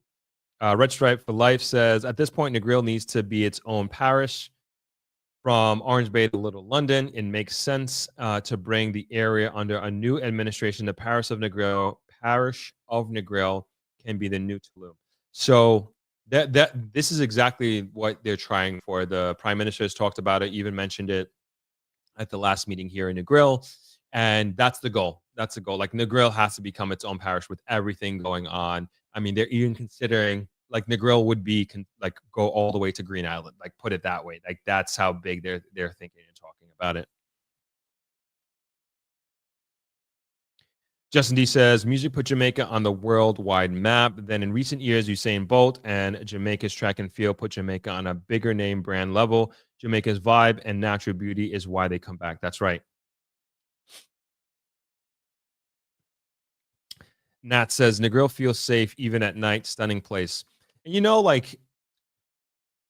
that's the and I got this idea from last. I think it was early last year. We got put on this travel list. Like we were, I think we were level 3 or something like that. I can't remember whatever level they put us at. The U.S. put us at. And I remember seeing this girl on Instagram walking around. She's like, I'm walking around one of the most dangerous places in the world. And she's just being super sarcastic, like walking down the grill on the shared user path across the street. And she's like, this is like just so stupid. And so one of the videos I'm going to make is like walking the grill at night. And I work really late, and like a lot of times I'm driving home, sometimes 10 o'clock, sometimes midnight, and there're just so many people walking on the path, and I'm like, this is crazy, like in a good way, this is crazy. And I could tell you, when I first came to Jamaica, when I first came to Grill, you couldn't do it. You couldn't do it. Like we were telling our guests, we were advising our guests, please don't walk on the beach at night. Please use the road. Or excuse me, please take a taxi on the road. And that was just like a normal conversation, even in check-in. And now, not so much. I mean, obviously, you want to just maintain a sense of caution, just like you would do anywhere in the world. But oh man, I'm telling you, it's a different feeling now than it was almost 20 years ago. It really, really is 15, 20 years ago. And um I hope it stays that way, and this has been a while. This is not something that happened yesterday. This has kind of been like the last few years. And I'm not saying things don't happen and robberies don't take place or anything. I'm not saying that, but it is a much safer place in that sense than it used to be. And again, and I also think it's because there are a lot more smaller businesses, particularly on the shared user path across the street. And so that's what also investment does, and people coming in investing. Like there's just like more activity, more buzz around the area, and these businesses wanting to get more, especially restaurants, more businesses coming in, so they stay open later and that sort of thing. So anyway, just something I observed, and a video that I'm looking forward to making in the near future. Um, wow, these comments are coming in hot and heavy. All right, let me do. I need to do a quick break here. We're gonna break that 90 minutes. I know it. All right, let's do a quick break here, and I will come back, and then we'll close out with some comments, and yeah, we'll take it from there. What video should we play? Oh, this has been super engaging. Thank you, everyone. I appreciate, always appreciate your comments. All right, let's do some drone shots. All right, we'll be right back.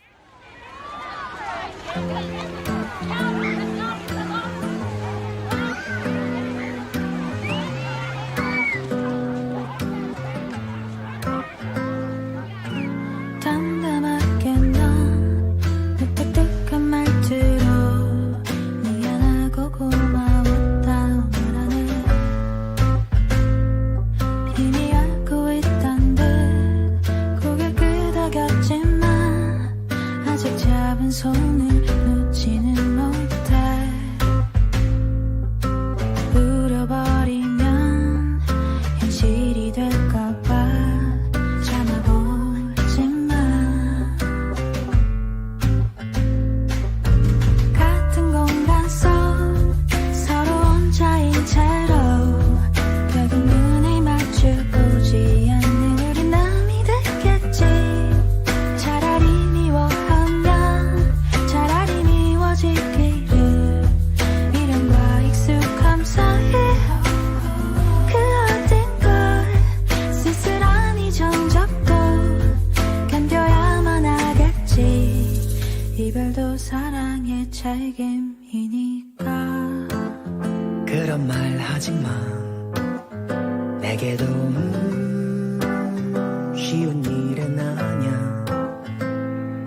빠듯한 현실의 무게가 버겁고 낯설어. 마지막 나의 배려가 어쩐지 상처만 주는 것 같아.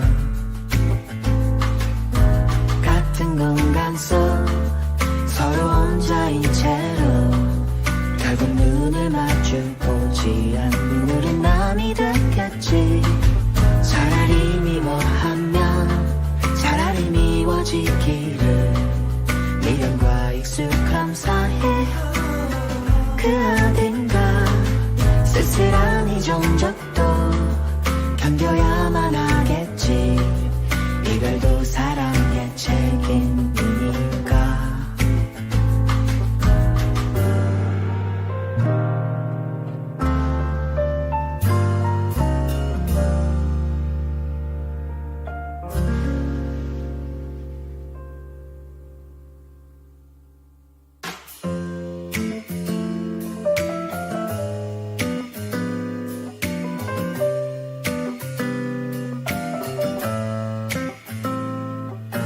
같은 공간 속 서로 혼자인 채로 결국 눈을 마주보지 않는 우리 남이 됐겠지.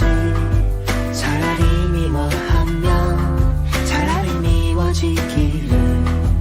미련과 익숙함 사이 그 어딘가 쓸쓸한 이 정적도 견뎌야만 하겠지. 이별도 사랑의 책임이니까.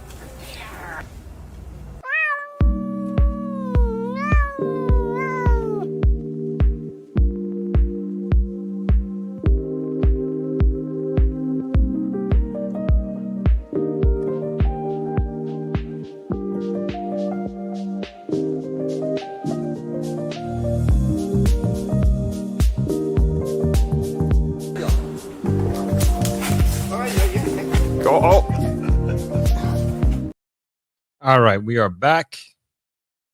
All right, let's get to a lot of great comments here. I was just kind of reading. I want to get to some of them. But let's get to the, I think, All right, let's get to this next article. It's giving me an opportunity to really talk about our sponsor. And hold on one second here.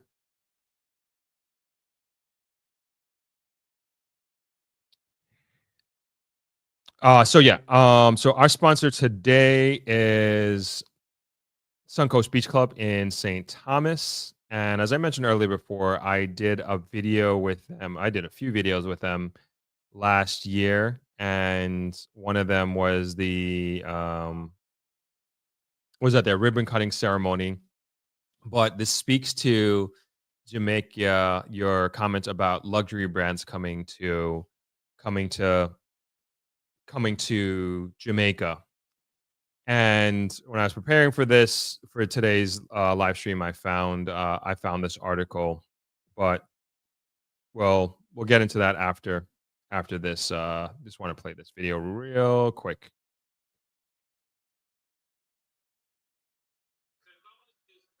Oh, that's not playing. Sorry, one second. You know what? Let's do the article first. I think it's more relevant. All right, so this one is from December, but it's still relevant to today.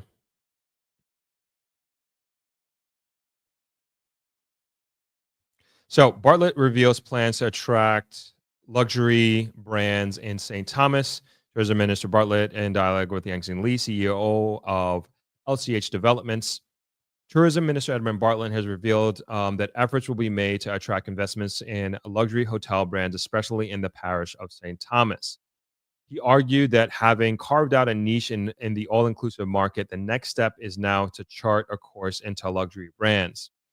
We have, in the last 20 years, tinkered around it, and we haven't done enough to create that luxury experience with the kind of infrastructure that is required for it and the kind of investment that is required for it. And equally, perhaps the type of legislative and regulatory arrangements that surround it, Bartlett said. This for us is a pivotal point. And whilst we are going to be continuing to build out the elements of tourism and drive the demand for more production in various areas of the economy, we're going to be placing concerted effort focused on luxury tourism as a critical part of the differentiation of Jamaican expertise. So why am I telling you this today? Is that the new approach that we are looking to we are pivoting. We pivot, he added. So I think so this how this comes in, and I'm going to bring this around in a second. But when you look at, and then in the ribbon cutting ceremony video we're going to watch in a second, the prime minister talked about it, but he didn't say which hotels. He alluded to it at the ribbon cutting ceremony at Suncoast Beach Club. And when you look to that side of the island, Port Antonio, St. Thomas, it's they are looking from. I've heard this from the prime minister. I've heard this from the minister of tourism.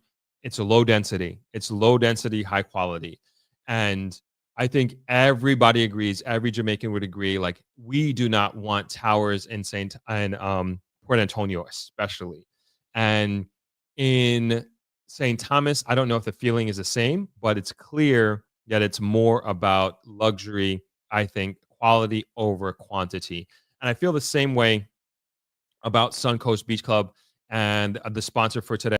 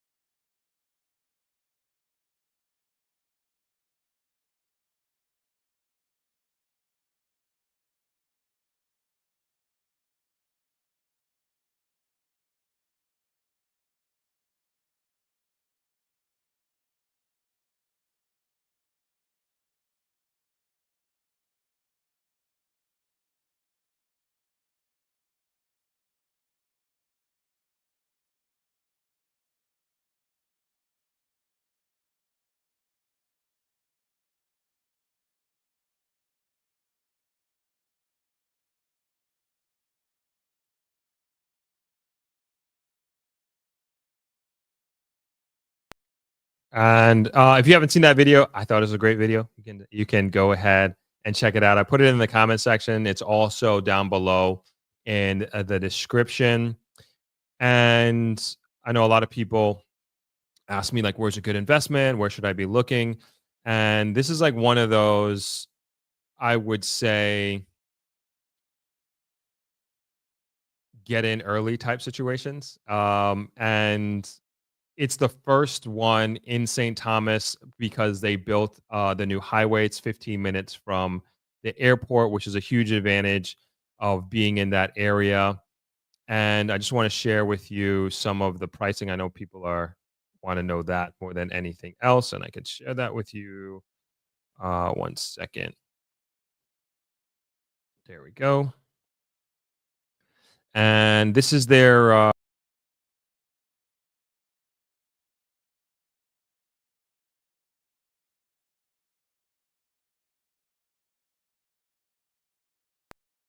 this is what it looks like. This is the second phase that you're looking at here, and it has a lot of great amenities with a basketball court, pickleball, tennis, swimming pool, community center, and these are the townhomes. And then you'll see in the video we actually go through the sample house that they had here. Very beautiful, very modern. Two stories, duplexes. And so I just want to get down to the pricing. I know that's what people are really interested in. And so I think these are also some important statistics. It's 20 minutes from North Manley International Airport, 30 minutes from downtown Kingston, 90 minutes from Morant Bay, and 3 hours from Port Antonio currently. But with the highway, it's 10 minutes, 15 minutes, and 50 minutes. So the highway is actually complete. So you don't even have to worry about that. And let's go to the pricing. So here the prices are. So it ranges between 420,000 US up to 480,000 US, and that's 2 and 3 bedroom houses. And how the mortgage is set up is 10% deposit on signing the agreement, balance upon completion. And cash purchases are 10% deposit on signing, for the 15% 90 days after signing, 15% 180 days after signing, 15,000 due 270 days after signing. So those are all the terms. If anybody is interested, you can go to their website and also their phone number, suncoastbeachclub.com, and you can reach out to them at 876-216-5454. And it's right there on the screen. I'm going to leave that up for you. And if you want the brochure, a copy of the brochure that I have here, let me know. You can email me, throp@thropmedia.com, and I'll be more than happy to send you over that information, send you over this brochure. But please feel free to reach out to them. Like I always say with like any of these things, it's just like you want to do your due diligence. And always, like, even when I tell you like, hey, come invest in Jamaica, come, like, yeah, yes, I would love to have you here, but also I think it's important to make sure that the investment makes sense for you to come to Jamaica. So compare Jamaica to Florida, compare Jamaica to DR, compare Jamaica to Portugal or wherever it is. I think it's very, very, very important that you make an informed decision. And part of that process is investigating, if you will, or doing your due diligence on different investment opportunities. And so get information from the folks and the professionals at Suncoast Beach Club. Pick up the phone, give them a call, let them know what you're interested in, ask any questions that you may have. And it's part of the process. There's no commitment, but I think it's important to really, really, really do your homework. And you should be taking a plethora of different opportunities into consideration and not doing something because you watched a video or you saw a sticker or your friend is doing that. Do your own homework, do your own research. And I think this is a great spot for you to start. I saw somebody in the comments put that the homes in Montego Bay are getting really, really expensive. We're going to get to that comment in a section. What expensive relative to what? Expensive relative to where?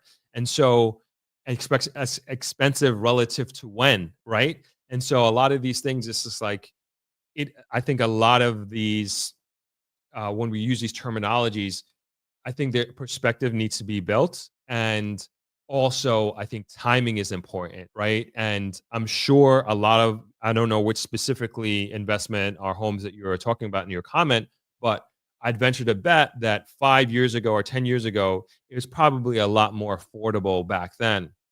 And I think we're going to say the same thing in 5 or 10 years. And even in the intro, with what Kevin was saying, was that better get in now because the prices are going to skyrocket. So again, I would encourage you, if you're at all interested or you're looking to invest, um, especially in the region of St. Thomas, give Suncoast a call. I think it's a great development and well worth you doing your homework. All right, so the contact information is there, and let's get to some more comments here.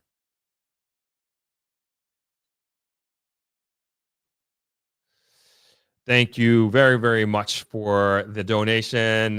Great share. Thanks for this updated information. You are very, very welcome, and thank you so much for the support and the donation. Um, oh, are you not hearing me? Oh man. Okay. Good, good, good. All right. I completely checked out. Okay, thank you, thank you, thank you. I don't know where I was talking for a while. So okay. Anyway, hopefully you heard everything I just said.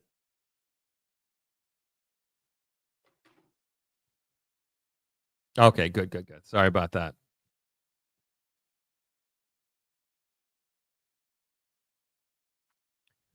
All right, let me get back up.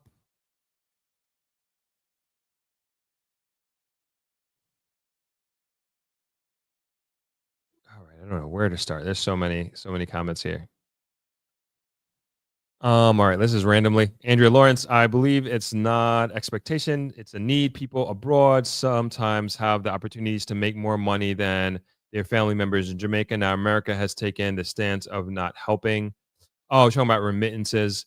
Um, like I said, I was generalizing in those statements. We were talking about this new generation not having less of a willingness to send back money from abroad. Of course, I'm generalizing. And of course, that's not always the case. You know, there are also many instances where all of the resources were put into, say, a young person or a child to help them go through school here in Jamaica and get that medical degree abroad, and then that person is going through medical school, they become a doctor, they become successful, and they feel I have to send money back to my family. They did all this sacrificing for me.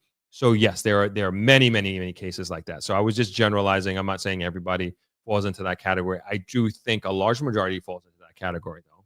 I definitely do.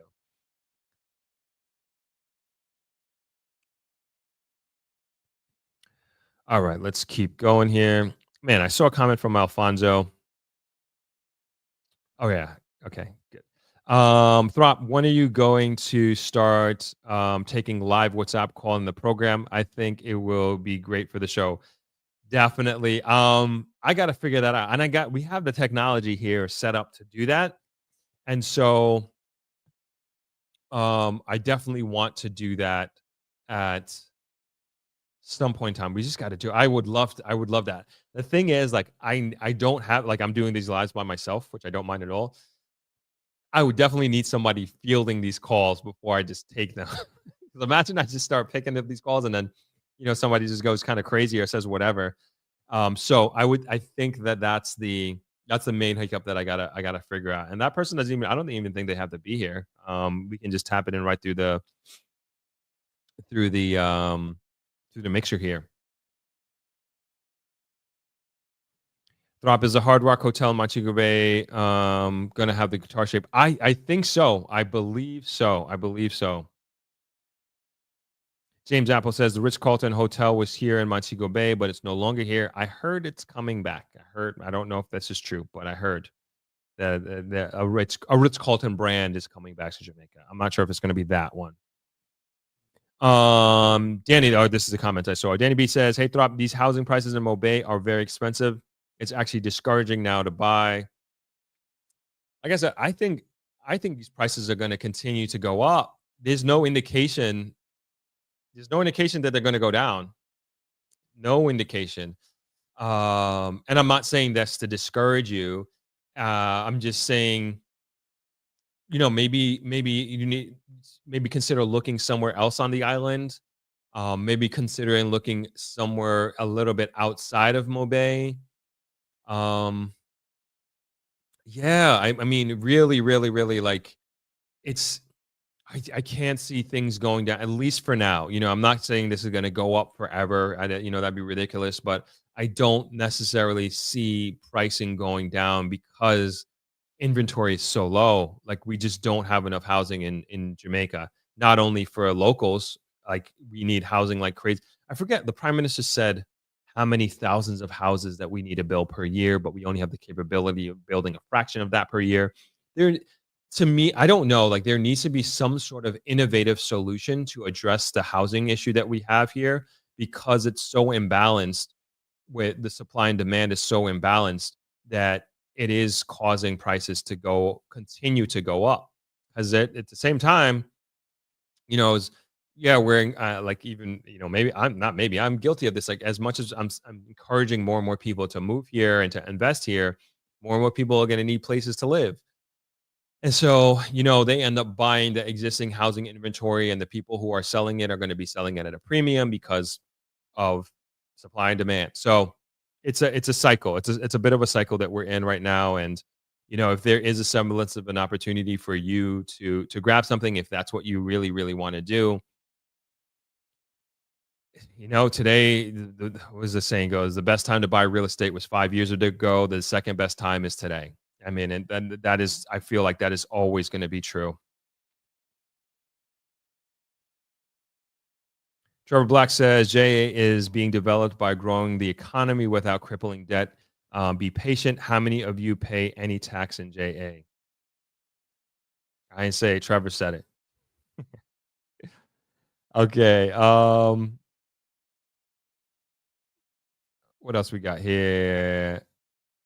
Matique Edwards says, I think if we get a huge handle on crime, everything else will boost heavily. But I think we're not as radical enough as El Salvador. Why is it Jamaica doesn't have a harsher punishment for the laws? I don't even think like I agree with that. I agree with certain punishments need to be harsher, but I also the judicial system, the legislative system is like it's very, very backed up as well. Like the caseloads are crazy from what I understand. So there's a lot of bureaucracy, red tape. Yeah, there's a lot going on there. Let's just say that. So a lot of that needs addressing as well.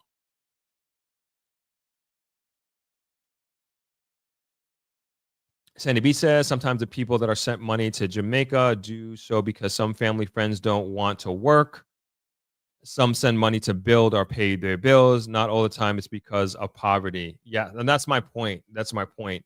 There are, I mean, and we all see it. Like, come on, let's not kid ourselves that like there are able-bodied individuals here who don't work because because they are getting that money every month coming in from their family members, like busting their back 40, 50, 60 hours a week working for the man in corporate America to send money back down here, and where they could be working, but they're not because their family member is sending money back down here.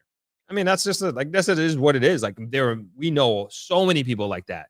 And it's like, all right, if you're okay with that, fine. But to say that it's because it's like everybody because of poverty, that's not true. I'm not saying that there isn't people like that. There are definitely tons and tons of people like that. But it's also a lot of people that just simply don't work and choose not to.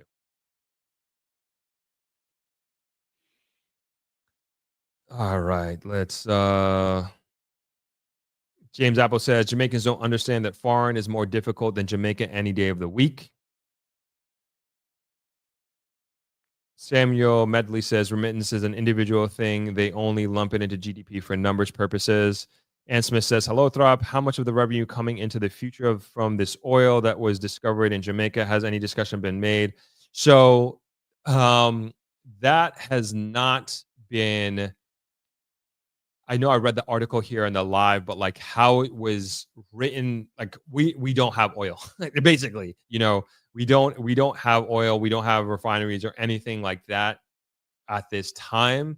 And so it remains to be seen. It remains to be seen. They're still in the potential is there. Let's leave it at that. The potential is there.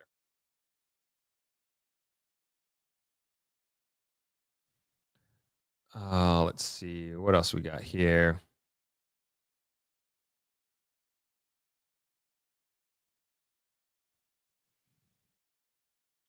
Andrew Lawrence says Jamaica is a poor country, and as such, if someone makes it out, they usually help. If remittances were to stop, the economy would collapse.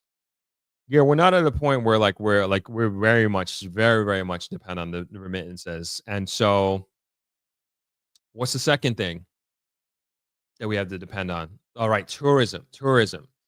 And so that's the one thing that we do have that we control as much as we can control. Anybody can control something. Our country can control something. Is tourism, and as President Trump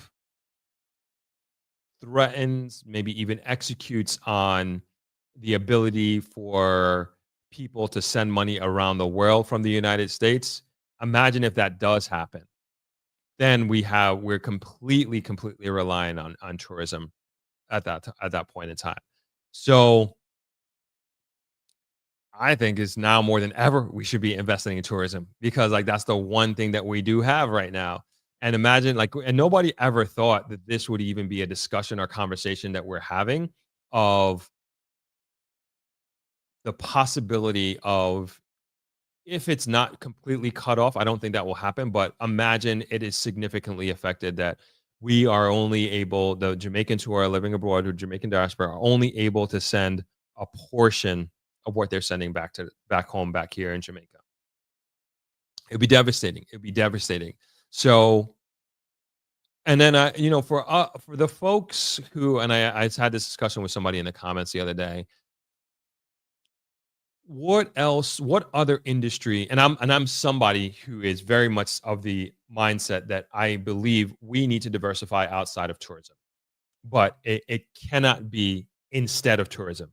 To me, that is just so silly, so extremely silly for us to do that. What else should we be investing in? What industry do you think that would help move the country forward? And like I'll just say be reasonable about your answers in that respect. I'll leave it at that. Looking forward to your comments.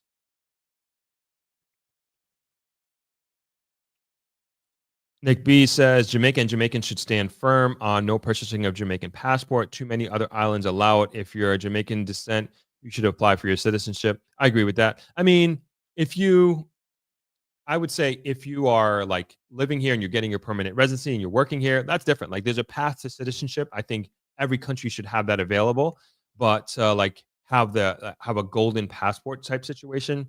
I don't know. I think that's getting ourselves into some trouble there. If that's what you're saying, like in a sense, I'm agreeing with you.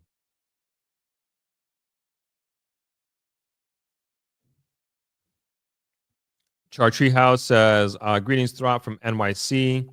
Your statement is correct. Bought and sold properties for 20 years. Timing is the key. JA is very desirable because of location and cultural variety. Thanks for your info. You're welcome. TDC consultant says, Throp, do you realize that a lot of these discussions are coming back to the dominant character ethos of people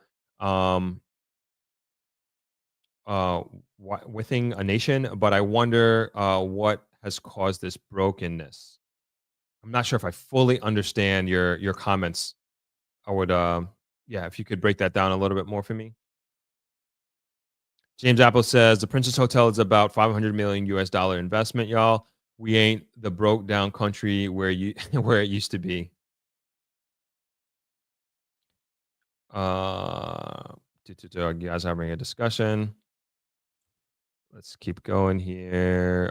Claudine. Hey, Claudine. We start at 16, but legally it's 18. Talking about drinking. Thank you for that clarification. I thought it was 18. TDC Consultant says, Thrive, does Travelers Beach Hotel do a day pass or walk in at lunchtime? No, we don't have we don't charge a day pass, but if you want to come in and have breakfast, lunch, or dinner, you're more than welcome to. We're open.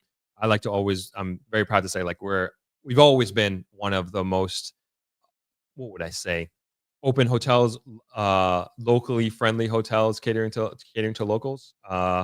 And we're proud to say that. And I also say, like, side note too, like for some reason, like I've gotten like so many emails and DMs of people wanting ideas of different businesses to invest in Jamaica. I mean, like, I used to get them here and there, but like in the last 2, 3 weeks, like crazy, crazy, crazy. And I haven't, honestly, I'm so sorry. Like, I haven't responded to anybody, and it's not anything personal. I've just been swamped, but I've been seeing them and reading them. And so one of the things I'll say with it is, and I'll say this specifically for Negril, and thanks for the opportunity, TDC. I'll say specifically for Negril, it's like if you come here and open a business, and of course, if that's a separate from like if you're opening like a all-inclusive hotel or something like that. But to me, it's like so important that your business model is based around the locals, right? And especially if like it's like some sort of attraction or a restaurant. And if you're just purely going after tourists, man, I feel like you're setting yourself up for failure. And I've seen many, many, many, many businesses fail because of that. They're just focusing on, our tourism season is very short. It is from essentially late December, Christmas, New Year's, up until, call it end of March. It used to be April, but call it the end of March right now. So you're looking at about 3.5 months of solid tourism activity. And then outside of that, it's like you're trying to get business and you're doing creative things to get your business going. And if you forget about the locals, what about the rest of the year? What about the other 9 months? How are you going to make your money? And how are you going to do good as a business? And so I will say, never, ever forget or leave out the locals in your business plan. And this is just like my personal advice from what I've seen from like what we're doing here, Travelers, and then also that of businesses that have come and gone and this haven't done well because they just focused on the foreign dollars and the foreign clientele. Just a side note. Lenworth Lewis says, Hi Thought, do you know if there's a vehicle that can be put in place to prevent these hidden gems and beaches in Jamaica from becoming privatized? I think it would be great if that happened. I'm sorry, I'm not aware of anything like that, but I think it's a good idea.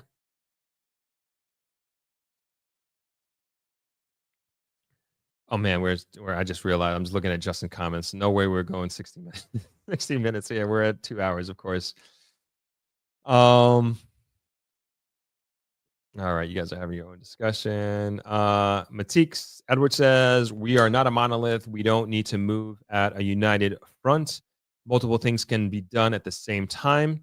I think we all want crime to decrease, wages to increase, amongst other things. We're united. Agree, totally, totally. We can do more than one great thing at a time.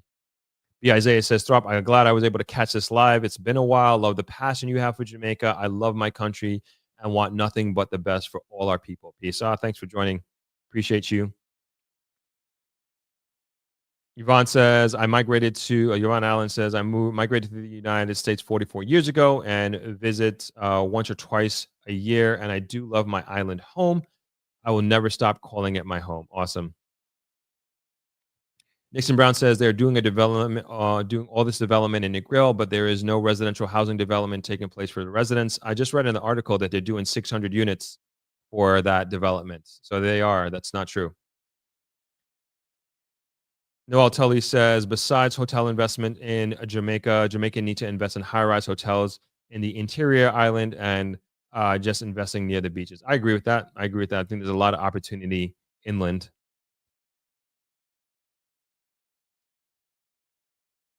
Ponzi says, I wouldn't buy a townhouse since they're connected building-wise to your neighbor. If they have a fire, then you're taking your house with them, cheaper than detached homes.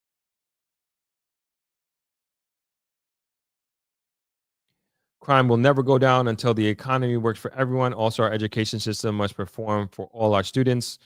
Crime is going down, but I get your points. I think it as it is going down and trending downwards, we need to, like I said before, keep our foot on the gas pedal of that. And absolutely, I think there should be more investment in education in a big way. Throb, the night is upon us. The program sweep, but are holding you accountable. Tongue in cheek. I get you. I get you. Yeah, we're closing out. We're closing out. We're closing out. I just want to get the last few comments. Alfonso Worth says, casino at the Princess is scheduled to open in by September. There'll also be free shuttle service from Montego Bay and the SAF casino will open up to the public. Yeah, that's going to be crazy. I didn't know it was open in September. Thank you, always Alfonso, for giving us the inside information there. That's when that opens. Forget about it. I'm so interested to see. Like, I really think that's going to change the behavior of Negril in a big way. Like, just the movements, like you said, free shuttle from Montego Bay.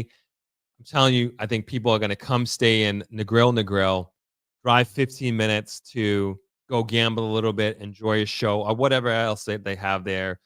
And even for Negril residents, like, I'm calling it now, like, it's going to become part of people's weekly movements, moving from Negril to going to that casino. No question, no question. Trevor Black says, Throp, have you heard of that? Richmond development is coming to Green Island. Yes. Fully aware of that. We talked about this sometime late last year. I forget the name of it.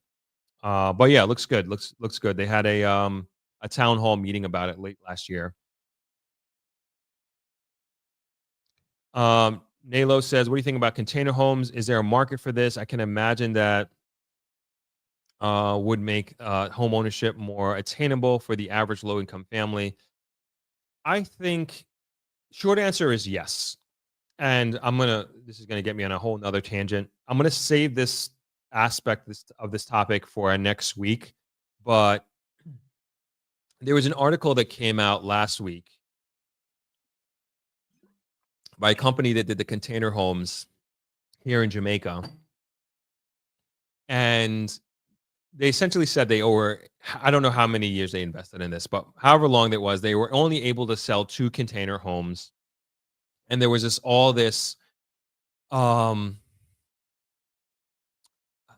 way I read it, this lack of accountability as to why it didn't work. And there were some real challenges with it. And one of them being in the ability or inability to get a bank loan for container homes right now. And I get that. But there's just, I just from the article, I haven't talked to these people or anything like that, but just reading the article and the information that they put in there that they received because they got an interview by I think it was the Gleaner. And I just think they just made some really, really, really bad moves. I also think that there are also you have container homes, but then you also have these capsule homes as well. And they're just so beautiful, technologically advanced. And we also have to realize that this is from like a marketing and mental, emotional understanding of how these container homes work, that there is a gap in knowledge in the market. And it's almost very similar to that of electronic vehicles. And there are some huge advantages to this different type of driving / this different type of living. And it's different from the traditional understanding of what it is to go into an automobile vehicle that is EV versus gas. And then there's a different understanding of what it is like to live in a traditional home versus a container or capsule home. And I think it's important to address and highlight both the negative and positive. And essentially what I'm saying is that there is a responsibility of you, if you're going to be going in this direction, like to educate the market. And that's a big, big part of it. And so anyway, I will talk about this article. I'll try to remember to talk about this article next week because it's like, there's just a lot of mistakes that were made. I'll just say that. And I think this is a huge, huge, huge opportunity if you go about it the right way and you kind of know what you're doing, And I think this would be great. I think this could be one of these out of the box solutions to the housing crisis that we're facing right now. But It has to be done in the correct way. It's important to look at other markets and how they are doing it and how they're being extremely, extremely successful with these type of housing accommodations.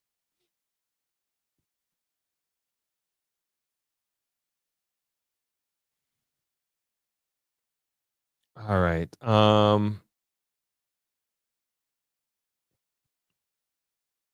Kuya Cuddy says container homes are said to be unsafe due to radiation from Wi-Fi. What? Can you send me an article on this? How is radiation from Wi-Fi in a container home versus me and a cement building different? I would like to know. Or like, please, I'd like to be enlightened, but that sounds okay. That sounds it's interesting.